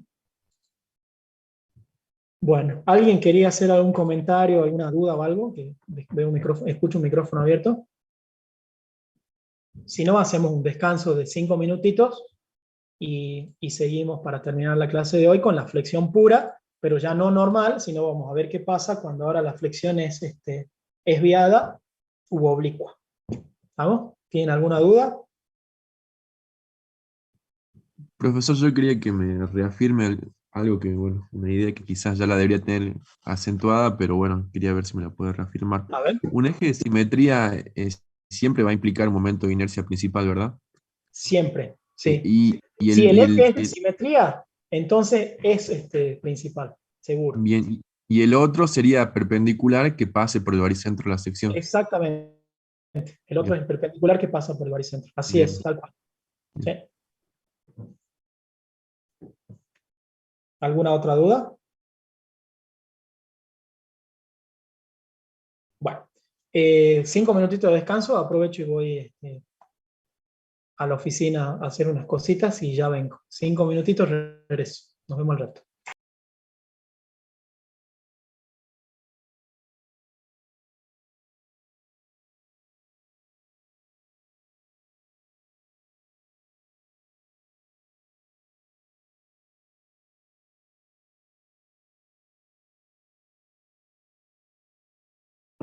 Bueno, ahora vamos a pasar a ver la flexión pura. Seguimos en flexión pura, es decir, donde solamente tenemos actuando un momento flector, pero vamos a ver qué pasa ahora cuando la flexión pura no es normal, es decir, cuando el vector del momento no está contenido en uno de los ejes principales de inercia. Ahora la cosa se empieza a poner un poco más heavy, así que no se me distraigan. Y les repito, para la clase de la semana que viene, este PDF ya está subido en la plataforma, así que para la clase de la semana que viene, péguenle una leída, un repaso, porque la semana que viene vamos a ver ya la flexión simple y la flexión compuesta. O sea, donde a todo esto que se supone que ya lo tienen que tener más o menos aceitado, le vamos a sumar el corte y la normal. Entonces, decimos, ¿qué pasa cuando la flexión ahora es pura, pero es oblicua? Recuerden que la flexión oblicua también se conoce como flexión desviada o desviada. Lo importante es que entiendan el concepto. Es cuando el eje principal, el X1 o el X2, no contiene al momento que está actuando, al momento flector que está actuando en la sección. Bueno, entonces la flexión desviada o oblicua ocurre cuando el vector momento actúa fuera de un eje principal de inercia. Si el momento actuante es constante, entonces al ser constante el corte es cero, ese tiene una flexión pura desviada. Y en el caso de que el momento sea variable, al ser un momento variable, ya el corte es constante, se tiene una flexión simple desviada. ¿Sí? Está acompañado con el esfuerzo de corte. Ahí tenemos unos ejemplos de cuándo podemos tener flexión oblicua. En el caso de las secciones asimétricas, como vendría a ser, por ejemplo, el segundo, bueno, o secciones simétricas cargadas fuera del plano de simetría, se tendrá siempre una flexión esviada, ¿sí? Que son estos casos de acá. Cuando la actuación del momento flector viene acompañada de un esfuerzo axial de tracción o compresión, se tiene una flexión compuesta esviada. O sea, acuérdense que además si le empezamos a sumar tracción, le empezamos a sumar corte, le empezamos a sumar torsión, vamos a ir teniendo los distintos tipos de flexión. Pero a nosotros nos interesa ver cómo está actuando el momento para saber si la flexión, el momento flector, para saber si la flexión es una flexión oblicua o es una flexión normal. Obviamente que la flexión pura esviada es un caso general de la flexión pura recta, ¿sí? Porque la única diferencia es que el momento está formando un ángulo con uno de los ejes principales. Entonces, al ser un caso general, nosotros podemos hacer o encarar a la flexión oblicua como una superposición de dos flexiones puras rectas. Es decir, descomponer a ese vector de la flexión, ¿sí? Que no contiene a los ejes principales, descomponerlo en los ejes principales, porque yo voy a saber cuál es la inclinación que tiene. Entonces, si yo lo descompongo, a la flexión pura oblicua la puedo estudiar o analizar como la superposición de dos flexiones puras rectas, cuyos vectores momentos, M1 y M2, actuarán a la vez sobre los ejes principales de inercia de la sección transversal X1 y X2. Este dibujito que están acá es un ejemplo típico y fácil de ver, y estructuras que ustedes conocen, de cuándo vamos a tener una flexión oblicua. Que es, por ejemplo, en este tipo de cubiertas, donde tenemos cubiertas, son muy comunes en las construcciones. Tenemos este reticulado que se conoce como armadura de techo, o tal vez la han escuchado nombrar como cabriadas también. Entonces, en esta cubierta, en este techo que está acá, las cubiertas, las chapas o lo que sea que está acá arriba, apoyan sobre estos largueros, y estos largueros apoyan sobre dos armaduras, o sea, sobre dos cabriadas. Entonces, en este caso, y por la inclinación que tiene el larguero, que es esto que está acá, porque el larguero queda inclinado porque está apoyado sobre digamos, sobre el cordón superior de este reticulado, y la carga, como es la carga del techo, es siempre en el sentido de la gravedad, o sea, siempre perpendicular para abajo.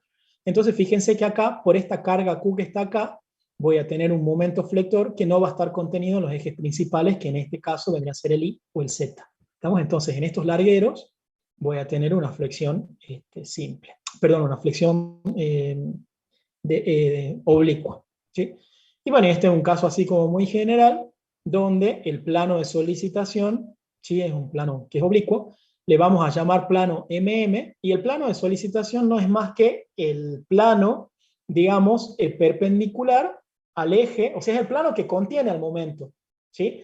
Y cuando nosotros al momento lo estamos representando con el vector de doble punta, entonces el plano de solicitación, ¿sí? Lo grafico o corta la sección es perpendicular al momento flector, ¿sí? O sea, si yo tengo este momento flector que tiene un ángulo alfa respecto al eje X1, entonces el plano de solicitación es perpendicular, ¿sí? a este momento M, ¿sí? O a este vector M.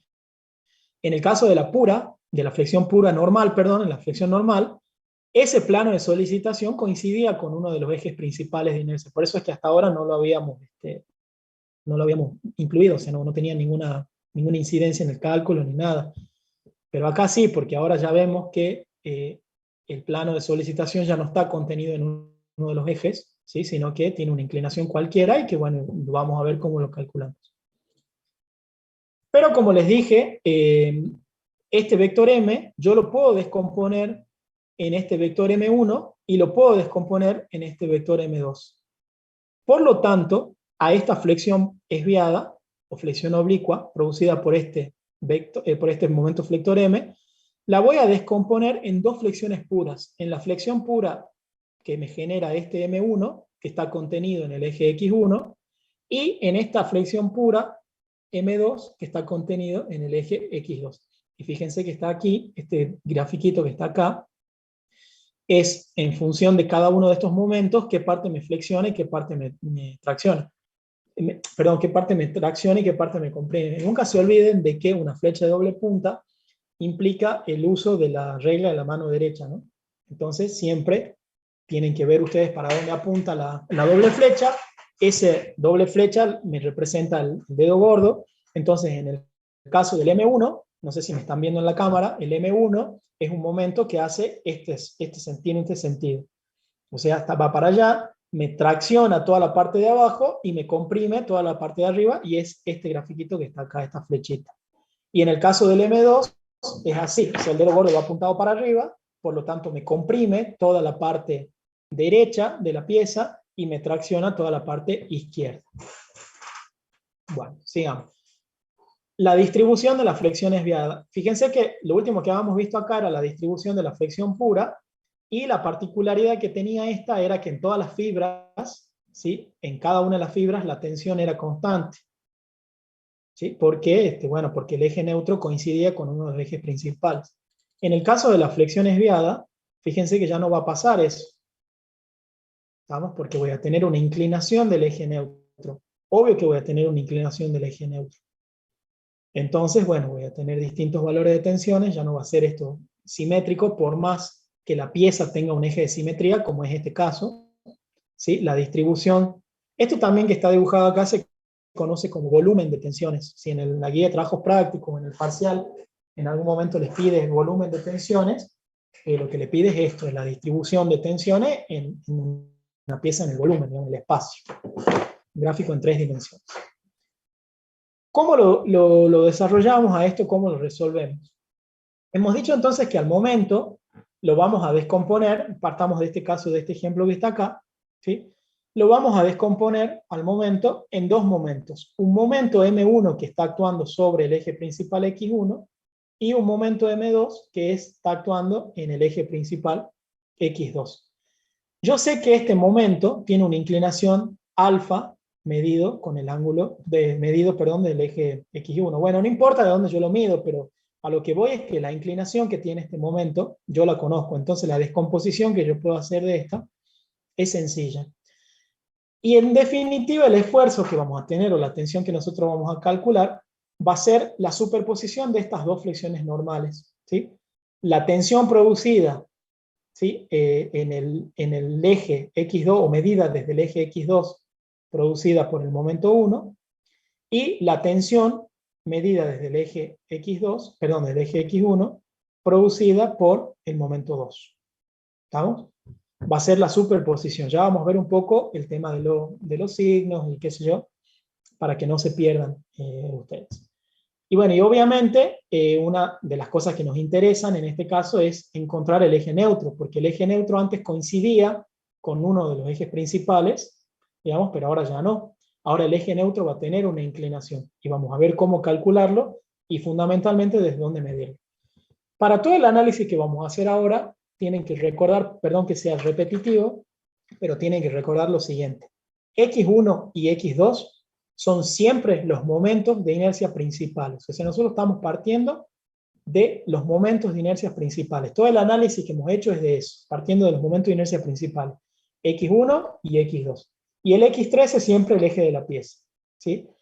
Dentro de esos dos momentos de inercia principales, acuérdense que nosotros los ordenábamos de mayor a menor. Entonces el X1 era el eje principal que está asociado al momento principal mayor y el X2 el menor. Eso no se tienen que olvidar. En la flexión desviada o en la flexión oblicua, el eje de carga, acuérdense que el eje de carga, acá no está dibujado, pero el eje de carga era el perpendicular al momento o al vector del momento. Está dibujado acá, este plano de solicitación, el M. No coincide con los ejes principales de inercia de la sección. No coincide. Antes sí, ahora ya no. Y el eje neutro no necesariamente resulta perpendicular al eje. Antes sí, antes los dos eran perpendiculares, porque como estaba contenido, entonces el eje neutro estaba contenido en uno de los ejes principales, y el otro era perpendicular, o sea, el eje neutro y el eje de carga sí eran perpendiculares. Ahora no necesariamente resultan perpendiculares. Vamos a ver que después matemáticamente demostramos por qué, pero no necesariamente son perpendiculares. Si X1 y X2 son ejes principales de inercia, la pieza adquiere una curvatura que resulta de la superposición simultánea de una flexión sobre el eje principal X1 y otra sobre el eje principal X2. Bueno, eso es un poco ya lo que les dije. Por lo tanto, nosotros al hacer una superposición, una descomposición de vectores M en M1 y M2, podemos hacer el análisis matricial de todo lo que vamos a hacer. En definitiva, nosotros tenemos que hacer una integración ahora de esta vector tensión, que va a tener componentes 0 y 0, porque no tengo tensiones en la dirección 1 y 2, sino que solamente tengo tensiones en la dirección 3. ¿Sí? Y producido por un momento resultante M, que va a tener una componente en la dirección 1, en la componente en la dirección 2, y no voy a tener una componente en la dirección 3. Si yo llegase a tener un momento en la dirección 3, es un momento que es saliente de la sección, porque el vector, digamos que lo representa, coincide con el eje X3. Que yo puedo tener ese caso, puedo tener un M3, pero ¿qué pasa con ese M3? ¿Qué tipo de momento va a ser? Es un momento, pero para la sección va a representar un momento torsor, no un momento flector, sino me va a flectar la pieza, me va a torcer la pieza. ¿Vamos? Entonces, en este caso, yo voy a tener un vector de momentos que va a tener componente en la dirección 1 y en la dirección 2. ¿Vamos? Entonces, la integración de tensiones, o sea, es decir, la ecuación de equivalencia que me relacionaba la tensión con el esfuerzo de momento, yo ahora, al hablar de componentes en las tres direcciones, se me reduce a esto que está acá. ¿Sí? Al brazo de palanca, digamos, que antes era X1 y X2, ahora sencillamente le voy a llamar D1 y D2, por el vector tensión que lo tengo representado acá. ¿Sí? Entonces, bueno, cuando yo resuelvo un poco esto, I, J y K son las direcciones 1, 2 y 3, respectivamente. Entonces, cuando yo resuelvo esto, acuérdense que la dirección 1, cuando yo haga esto, va a ser D2 por sigma 3 menos 0 y 0. Cuando yo estudie la dirección J, acuérdense que estas direcciones, cuando yo voy a calcular los determinantes, estaban asociados con un signo, por eso es que acá me aparece un signo menos. Va a ser de 1 por sigma 3 menos 0 por este 0, y cuando voy a analizar en esta dirección K, me va a quedar D1 por 0 menos 0 por D2, por eso es que acá la de parte K no aparece, ¿estamos? Matricialmente no me aparece. Entonces, resolviendo un poco esto, las distancias que las tengo definidas acá, D1 y D2, las puedo descomponer, ¿sí? D1 y D2 la puedo descomponer según la dirección esta D, que es la inclinada, ¿sí? Entonces D2 va a ser D por el coseno de alfa prima, y D1 va a ser D por el seno de alfa prima, eso es lo que surge de acá, para, bueno, finalmente llegar a que el momento me queda descompuesto en estos dos componentes, digamos, M1, que vale el módulo de M por el coseno de alfa prima, y M2, que es menos el módulo de M por el seno de alfa prima. Lo importante definir acá es a qué le llamamos alfa prima. El módulo de M no hay duda, o sea, si a mí me dicen que es un momento de, no sé, 30 megapascales, bueno, ese será el módulo. Perdón, no es megapascal, es meganewton por metro, por ejemplo. ¿Sí? Ese va a ser el módulo del momento. Lo importante es definir acá a qué le llamamos alfa prima. ¿Sí? Y es importante esto que lo respeten. ¿Por qué? Porque si ustedes respetan lo que vamos a ver ahora, se tienen que olvidar de hacer el análisis de signos, porque el signo les va a dar tal cual como corresponde. ¿Y por qué es importante hacer este análisis? Porque como ahora nosotros vamos a hacer una superposición, debido a dos momentos flectores, es importante identificar bien dónde hay tracción y dónde hay compresión de un momento y del otro, porque cuando vamos a hacer una superposición, ¿sí? Vamos a ver este ejemplo, acá, por ejemplo, olvídense de todos los ejes, olvídense de todas las fórmulas que están viendo, solamente nos concentremos en esta ecuación que está acá. Producido por el M1, ¿sí? Todas estas tensiones que quedan por encima van a ser de tracción, por eso dice más sigma 3M1 más sigma 3M1. O sea, en este cuadrante voy a tener tracción por M1 y en este cuadrante voy a tener tracción por M1, perdón. Mientras que en los cuadrantes de abajo voy a tener compresión por M1 y compresión por M1. Ahora, ¿qué pasa si yo analizo el M2? Cuando yo analizo el M2, por la regla de mano derecha, es un vector que apunta para abajo, entonces voy a tener compresión en estos dos cuadrantes. Fíjense, voy a tener menos sigma 3M2 y menos sigma 3M2, y tracción en este cuadrante. Sigma 3 positivo por M2 y sigma 3 positivo por M2. Y esto es importante identificarlo bien, ¿por qué? Porque si yo voy a analizar la flexión oblicua y quiero saber cuánto vale la tensión, por ejemplo, en este punto, acá, cualquiera en este, y bueno, yo sé que ahí tengo tracción de los dos casos, entonces va a ser una sumatoria de tracciones. Pero si yo quisiera en este caso, por ejemplo, y bueno, no me puedo equivocar y tengo que tener en cuenta que producido por el M1 tengo una tracción, pero por el M2 estoy teniendo una compresión. Entonces tengo que considerar bien el signo. Entonces, para que no se mareen con el signo, las condiciones o se me fue la palabra, lo que ustedes tienen que aplicar es, se me fue la palabra, por Dios, bueno, ya me va a salir. Es esto que está escrito acá con rojito. Este ángulo, alfa prima, ¿sí? Es el ángulo, escuchen bien, esto es el ángulo medido en el sentido trigonométrico. El sentido trigonométrico, la convención de signos, no me salía, la convención que nosotros vamos a utilizar es medir el ángulo en el sentido trigonométrico. Esto significa en el sentido antihorario. Siempre desde el eje principal de inercia mayor x1 hasta el vector momento, ¿sí? Entonces vamos acá, vamos a este ejemplo que está acá. Si yo tengo este que es mi eje x1 y este que es mi vector momento, el ángulo alfa prima que yo tengo que poner acá, para no marearme con el tema de los signos, no es este alfa que está acá, sino el alfa prima es todo esto que está acá, así tal cual como se lo estoy mandando, ¿sí? Es todo este que está acá, medido en el sentido antihorario, desde el eje x1 hasta el vector flector, que es este que está acá, ¿sí? Lo que dice acá es que el ángulo alfa es simplemente el menor de los ángulos, sin respetar el sentido trigonométrico, ¿sí? Entonces, el ángulo que ustedes tienen que poner en las expresiones que nosotros estamos llegando es el alfa prima, es el ángulo medido en el sentido trigonométrico. Y a partir de ese ángulo, entonces a partir de ahí ustedes ya pueden empezar a descomponer y puedo calcular las tensiones, tal cual como con los momentos, con los signos, como me dio acá. M1 con signo positivo, coseno de este ángulo, y el M2 con el signo negativo por el seno del ángulo alfa prima. ¿Sí? Siempre el ángulo alfa prima. Y por lo tanto, como estamos haciendo una superposición, la tensión resultante se obtiene mediante la siguiente expresión, o mediante la siguiente suma algebraica de las dos tensiones producidas por la tensión recta. ¿Sí? Entonces me va a quedar esta expresión que está acá. Fíjense que el x2 y el x1 van a ir con el signo que corresponda. ¿Por qué? Porque x2 y x1 no van a ser más que coordenadas, ¿sí? Va a ir con el signo que corresponde. Si yo al x2 lo estoy midiendo para arriba, si estoy considerando x2 positivo para arriba, y bueno, será positivo para arriba, negativo para abajo. Entonces, en función de dónde yo o en qué fibra yo quiero analizar la tensión, y será el signo de la coordenada que está acá. Y el ángulo alfa siempre medido en el sentido antihorario.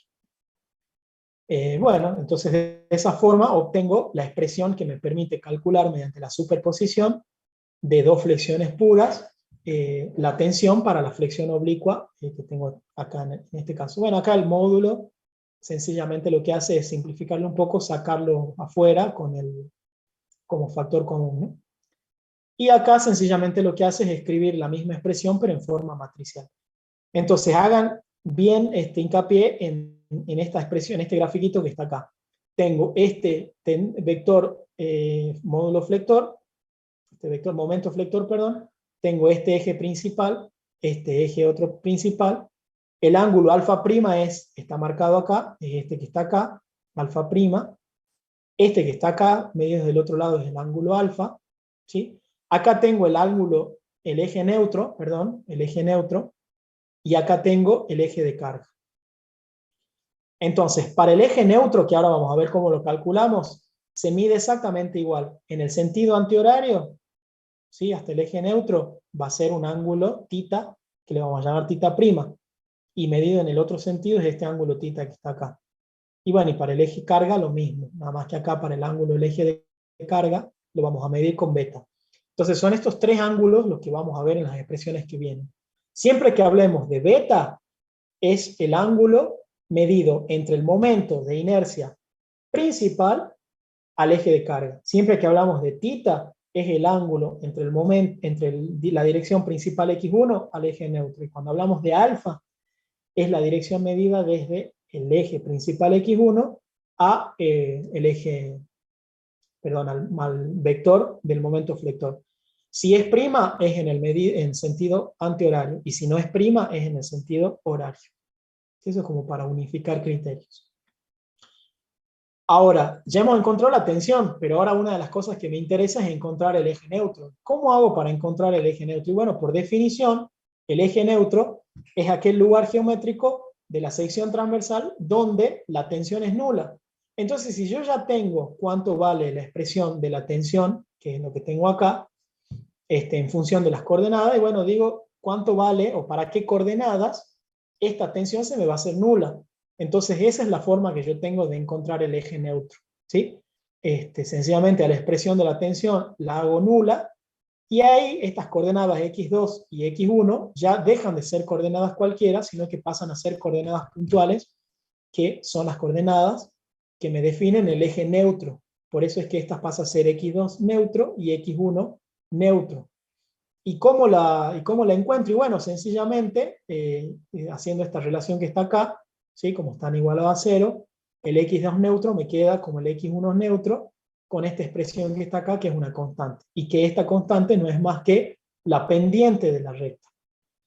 Esta recta, esta pendiente, bueno, la defino con la letra K, y tiene I1, tiene esta expresión, digamos, I1 sobre I2, que es el momento de inercia principal mayor sobre el momento de inercia principal menor, por la tangente del ángulo alfa prima, donde el ángulo alfa prima es el ángulo medido entre el eje principal mayor, ¿sí? Y el vector del momento flector en el sentido antihorario. O sea, es todo este que está acá, ¿sí? Y finalmente podemos ver también que la pendiente del plano de carga MM, que es esta que está acá, que es el que está definido con beta, es la tangente del ángulo. O sea, si esto es alfa, esto también es alfa, ¿sí? Por una cuestión de trigonometría, acá de relaciones lo pueden ver. Si esto es alfa, esto también es alfa. Porque acuérdense que el eje de carga o el plano de carga es el perpendicular al del vector momento, ¿sí? Entonces, si yo hago 90 menos alfa, tengo este beta, ¿sí? Y la tangente de beta es ni más ni menos que la pendiente del eje de carga. Y si se fijan, para yo garantizar de que este eje de carga y este eje neutro sean perpendiculares, se tiene que cumplir esta expresión que está acá, que una pendiente tiene que ser menos la inversa de la otra pendiente. Si se cumple eso, yo tengo la garantía de que el eje neutro y que el eje de carga serían perpendiculares. Que esto, si se acuerdan, lo veíamos en propiedades de la superficie, y lo hemos visto a esta igualdad, donde sí se cumplía. Pero acá vemos que claramente no se cumple. ¿Por qué? Porque la pendiente de la recta del eje neutro, la que me define el eje neutro, tiene esta expresión, o sea, tiene esta constante que es I1 sobre I2. Entonces esto no se me va a dar nunca, esta igualdad. Por eso es que siempre van a ser distintas. Entonces, esto que está acá, esto que está escrito acá, demuestra que no se cumple la condición de ortogonalidad entre los planos de carga y neutro, ¿sí? Que sí se cumplía en el caso de la flexión recta, pero no se cumple en el caso de la flexión oblicua. Esa entonces es la flexión oblicua. Acá también la puedo encontrar o la puedo definir a la flexión oblicua con la teoría generalizada de la flexión pura esviada. Así se llama, es la teoría generalizada de la flexión pura esviada. Y este caso no lo vamos a ver ahora, solamente se los voy a mencionar, que existe y que sepan que también se lo puede hacer así, y que es encontrar una expresión utilizando las ecuaciones tal cual como las tengo acá, o sea, no descomponer en los ejes principales, ¿sí? Sino sencillamente en ejes centroidales cualquiera, que es lo que dice acá. Ejes centroidales no necesariamente principales. Es sencillamente descomponerlo, no lo vamos a hacer acá al desarrollo, si ustedes quieren verlo, después lo pueden encontrar en el libro, pero llegan a una expresión que es esta que está acá. ¿Sí? Fíjense que la tensión la encuentro en función del m descompuesto en el eje x, el m descompuesto en el eje y, de las coordenadas y x, y de los momentos de inercia x e y del producto de inercia x e y. Que, les repito, x e y no son necesariamente los ejes principales. Nosotros recién lo habíamos descompuesto en dos flexiones puras, y la flexión pura sí o sí era llevar todo a ejes principales, pero no necesariamente ese siempre es el camino único que hay para resolver el problema. Acá se ve que se lo puede hacer sin necesidad de llevar todo a una flexión pura, o, de otro punto de vista, sin necesidad de llevar todo a ejes principales. Se puede, está desarrollado en el libro, y van a ver que llegan a esta expresión que está acá. Y bueno, y como para terminar, hay unos ejemplos aquí, el ejemplo 4, que de todos modos, les repito, están en el libro. Nosotros vamos a hacer hincapié solamente en este como para que reforcemos lo que acabamos de ver. Me dice que tengo esta sección que tiene esta forma, y me piden las tensiones producidas por la flexión y la distribución en la sección transversal. O sea, tengo que dibujar la distribución de tensiones y las tensiones producidas en los puntos A, B, C y D. ¿Sí? Y también me piden la ecuación y el trazado del eje neutro. ¿Con qué parto yo? Y bueno, yo parto con todo lo que tengo acá. Me dan el espesor de esta pieza, me dan todas estas dimensiones, estas alturas, este ancho, ¿sí? El espesor. Me dan el momento, que es 4 kilonewton por metro. Me dan, porque esto seguramente es un perfil normalizado, entonces yo entro a la tabla y calculo el momento respecto a este eje X, que es este que está acá, 3.705 centímetros a la cuarta. Me dan el momento respecto a este eje XY, que es 734. Me dan el momento de inercia, ¿sí? Pero fíjense que ninguno de estos ejes es de simetría. Entonces, al no ser de simetría, yo ya no puedo garantizar de que sean efectivamente esos los ejes principales de inercia, que de hecho no lo son. Entonces, lo primero que yo tendría que hacer en un problema como este es calcular los momentos de inercia principales y las direcciones principales. Que en este ejemplo en particular, yo ya calculo, ya las parto, digamos, de saber que la dirección principal, X1, está a un ángulo de 19,64 grados en el sentido antihorario, ¿sí? Medido desde el eje X1, medido desde el eje X. Por lo tanto, esta es la dirección principal X1 y esta es la dirección principal X2. ¿Estamos? Y ese X1 tiene asociado un momento de inercia principal I1 que vale 4.139, y el eje X2, que es la dirección principal 2, tiene asociado un momento de inercia principal 2 que vale 301. Me piden calcular las tensiones, ¿sí? M1 producidas por M1 y por M2. ¿Por qué? Porque yo voy a descomponer este momento en la dirección M1, X1 y en la dirección X2. Para lo cual sencillamente voy a aplicar esta expresión donde me decía que el momento, el módulo del momento, multiplicaba al coseno de alfa por el momento de inercia principal 1, por esta coordenada, menos el seno de alfa prima por el momento de inercia 2, perdón, sobre el momento de inercia 2 por la coordenada de X1. El módulo es este que está acá, son los 4 kilonewtons por metro. Lo importante es definir cuál es el ángulo alfa. ¿Y el ángulo alfa cuál es? Hemos dicho que es el alfa prima, ¿no? Hemos dicho que es el ángulo medido desde el eje X1, que es el eje asociado a la dirección principal mayor, en el sentido antihorario hasta el vector momento flector. Entonces el alfa prima es todo este que está acá, medido así hasta acá. ¿Y cuánto vale? Y bueno, vale los 360 grados menos los 19,64 grados que está acá.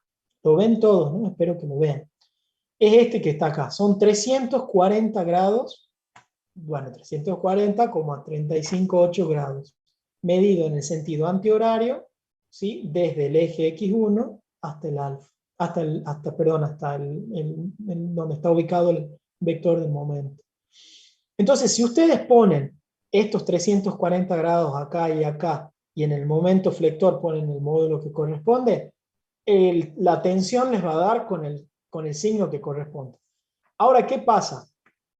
Cuando yo parto de este problema, estos valores de 10 centímetros, 10 centímetros, 20 centímetros, 9, son las coordenadas medidos desde el eje X y desde el eje Y. Pero cuando yo voy a aplicar esta expresión, yo necesito coordenadas medidas desde el eje X1 y medidas desde el eje X2. Es decir, cuando yo quiera calcular la tensión en el punto A, por ejemplo, yo necesito saber cuánto vale la coordenada x1a, que es esta, y x2a, que es esta. ¿Sí? Cuando yo calcule la coordenada en el punto B, también necesito llevar la coordenada del punto B a estos ejes x1 y x2. ¿Y cómo hago eso? Y bueno, yo sencillamente tengo que hacer una conversión de coordenadas. ¿Y cómo hago? Y bueno, también ya lo habíamos visto antes. Yo sé que tengo este eje y este eje que están desfasados en un ángulo de 19 grados. Entonces, a través de esta expresión que está acá, yo puedo hacer una conversión de una coordenada a la otra, ¿sí? Con el ángulo este que está acá. Entonces, en el problema que van a ver acá está resuelto así. El punto A, B y C en sus coordenadas X e Y, y en los mismos puntos A, B y C, pero en sus coordenadas X1 y X2, es decir, luego de ya aplicada las ecuaciones de transformación de espacio. Y cuando ya aplico las ecuaciones de transformación, y ya puse acá el módulo del momento, y puse el alfa prima tal cual como corresponde, y como sabemos que lo tenemos que medir, encuentro la tensión en el punto A, la tensión en el punto B, la tensión en el punto C, y la tensión en el punto D. Está muy bueno, y acá está un poco para que lo vean, los ángulos, el ángulo en radianes, bueno, los 340 que son el ángulo alfa, el módulo del momento flector y los módulos principales de inercia para aplicarla, porque esto está sacado de un archivo Excel, esto está calculado en Excel.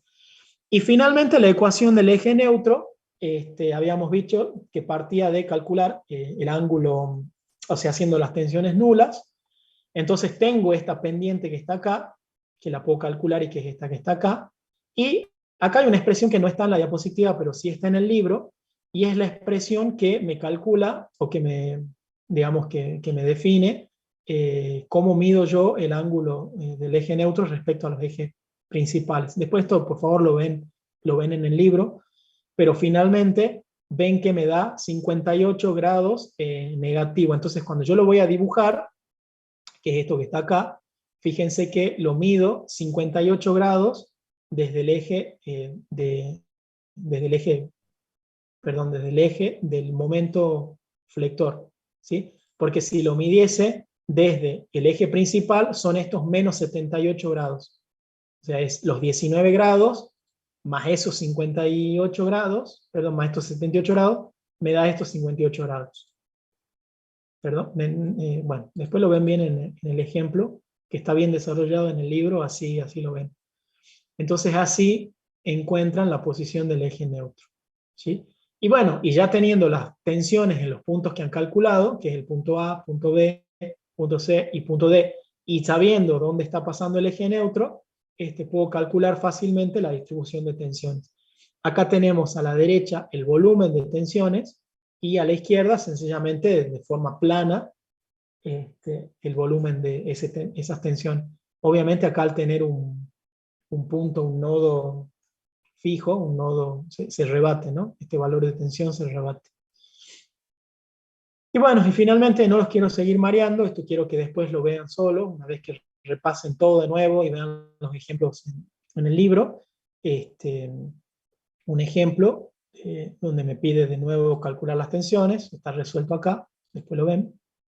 Otro ejemplo, que es el mismo de recién, pero en vez de resolverlo como la superposición de dos flexiones puras, resolverlo con la fórmula de la flexión generalizada, que van a ver que es mucho más sencillo, porque no tengo que calcular los momentos principales, directamente es aplicar la fórmula con lo que me dan de dato, pero bueno, lo importante es que vean que el valor que resuelta es exactamente el mismo, ¿no? En cuanto a las tensiones, en cuanto a la posición de eje neutro, solamente para que lo vean y para que lo analicen.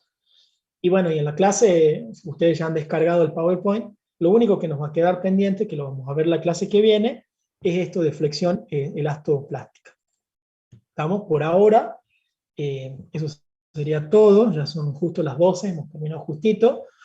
Lo que les digo es que traten de repasar, yo sé que ahora el viernes tienen el recuperatorio, o sea que va a haber muchos que por ahí van a estar a full con el recuperatorio, pero antes de la clase del lunes traten de repasar o de ver de nuevo las diapositivas que hemos visto del libro, porque a partir de la semana que viene, a todo esto que hemos visto, tanto la pura como la oblicua, perdón, la recta como la oblicua, le vamos a sumar la incidencia de los esfuerzos de corte para estudiar la flexión simple y la incidencia de los esfuerzos normales para estudiar la flexión compuesta, y la incidencia de los momentos torsores para estudiar la flexotorsión. O sea, lo vamos complicando un poco más el problema. Para lo cual, como estamos siempre dentro de la flexión, quiero que lo tengan bien claro a esto de la flexión pura por lo pronto, que es lo que hemos visto hoy día. ¿Estamos? Bueno, siendo las 12, no los saturo más. Si alguno tiene alguna duda, bueno, ahora nos quedamos un ratito, y si no, acuérdense que están las clases de consulta este viernes, ya vuelvo yo a las clases de consulta, igual con la doctora no hemos descuidado las consultas, la semana pasada yo no estuve, pero estaba ella en la consulta, cuando ella no puede los lunes estoy yo, y así nos vamos turnando, pero siempre estamos. Los lunes y los viernes, en las 2 horas que son nuestras consultas, siempre nos van a encontrar, a uno o al otro, pero siempre nos van a encontrar. Así que bueno, este viernes si tienen alguna duda para el parcial o para lo que hemos visto hoy día, los espero.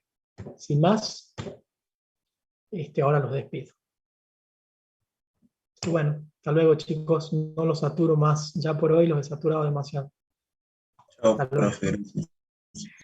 Chao, chao. Si alguno tiene alguna duda, igual por supuesto ahora 2 minutitos, 3 minutitos más nos quedamos, ¿no? Si no, ya después en la clase de consulta.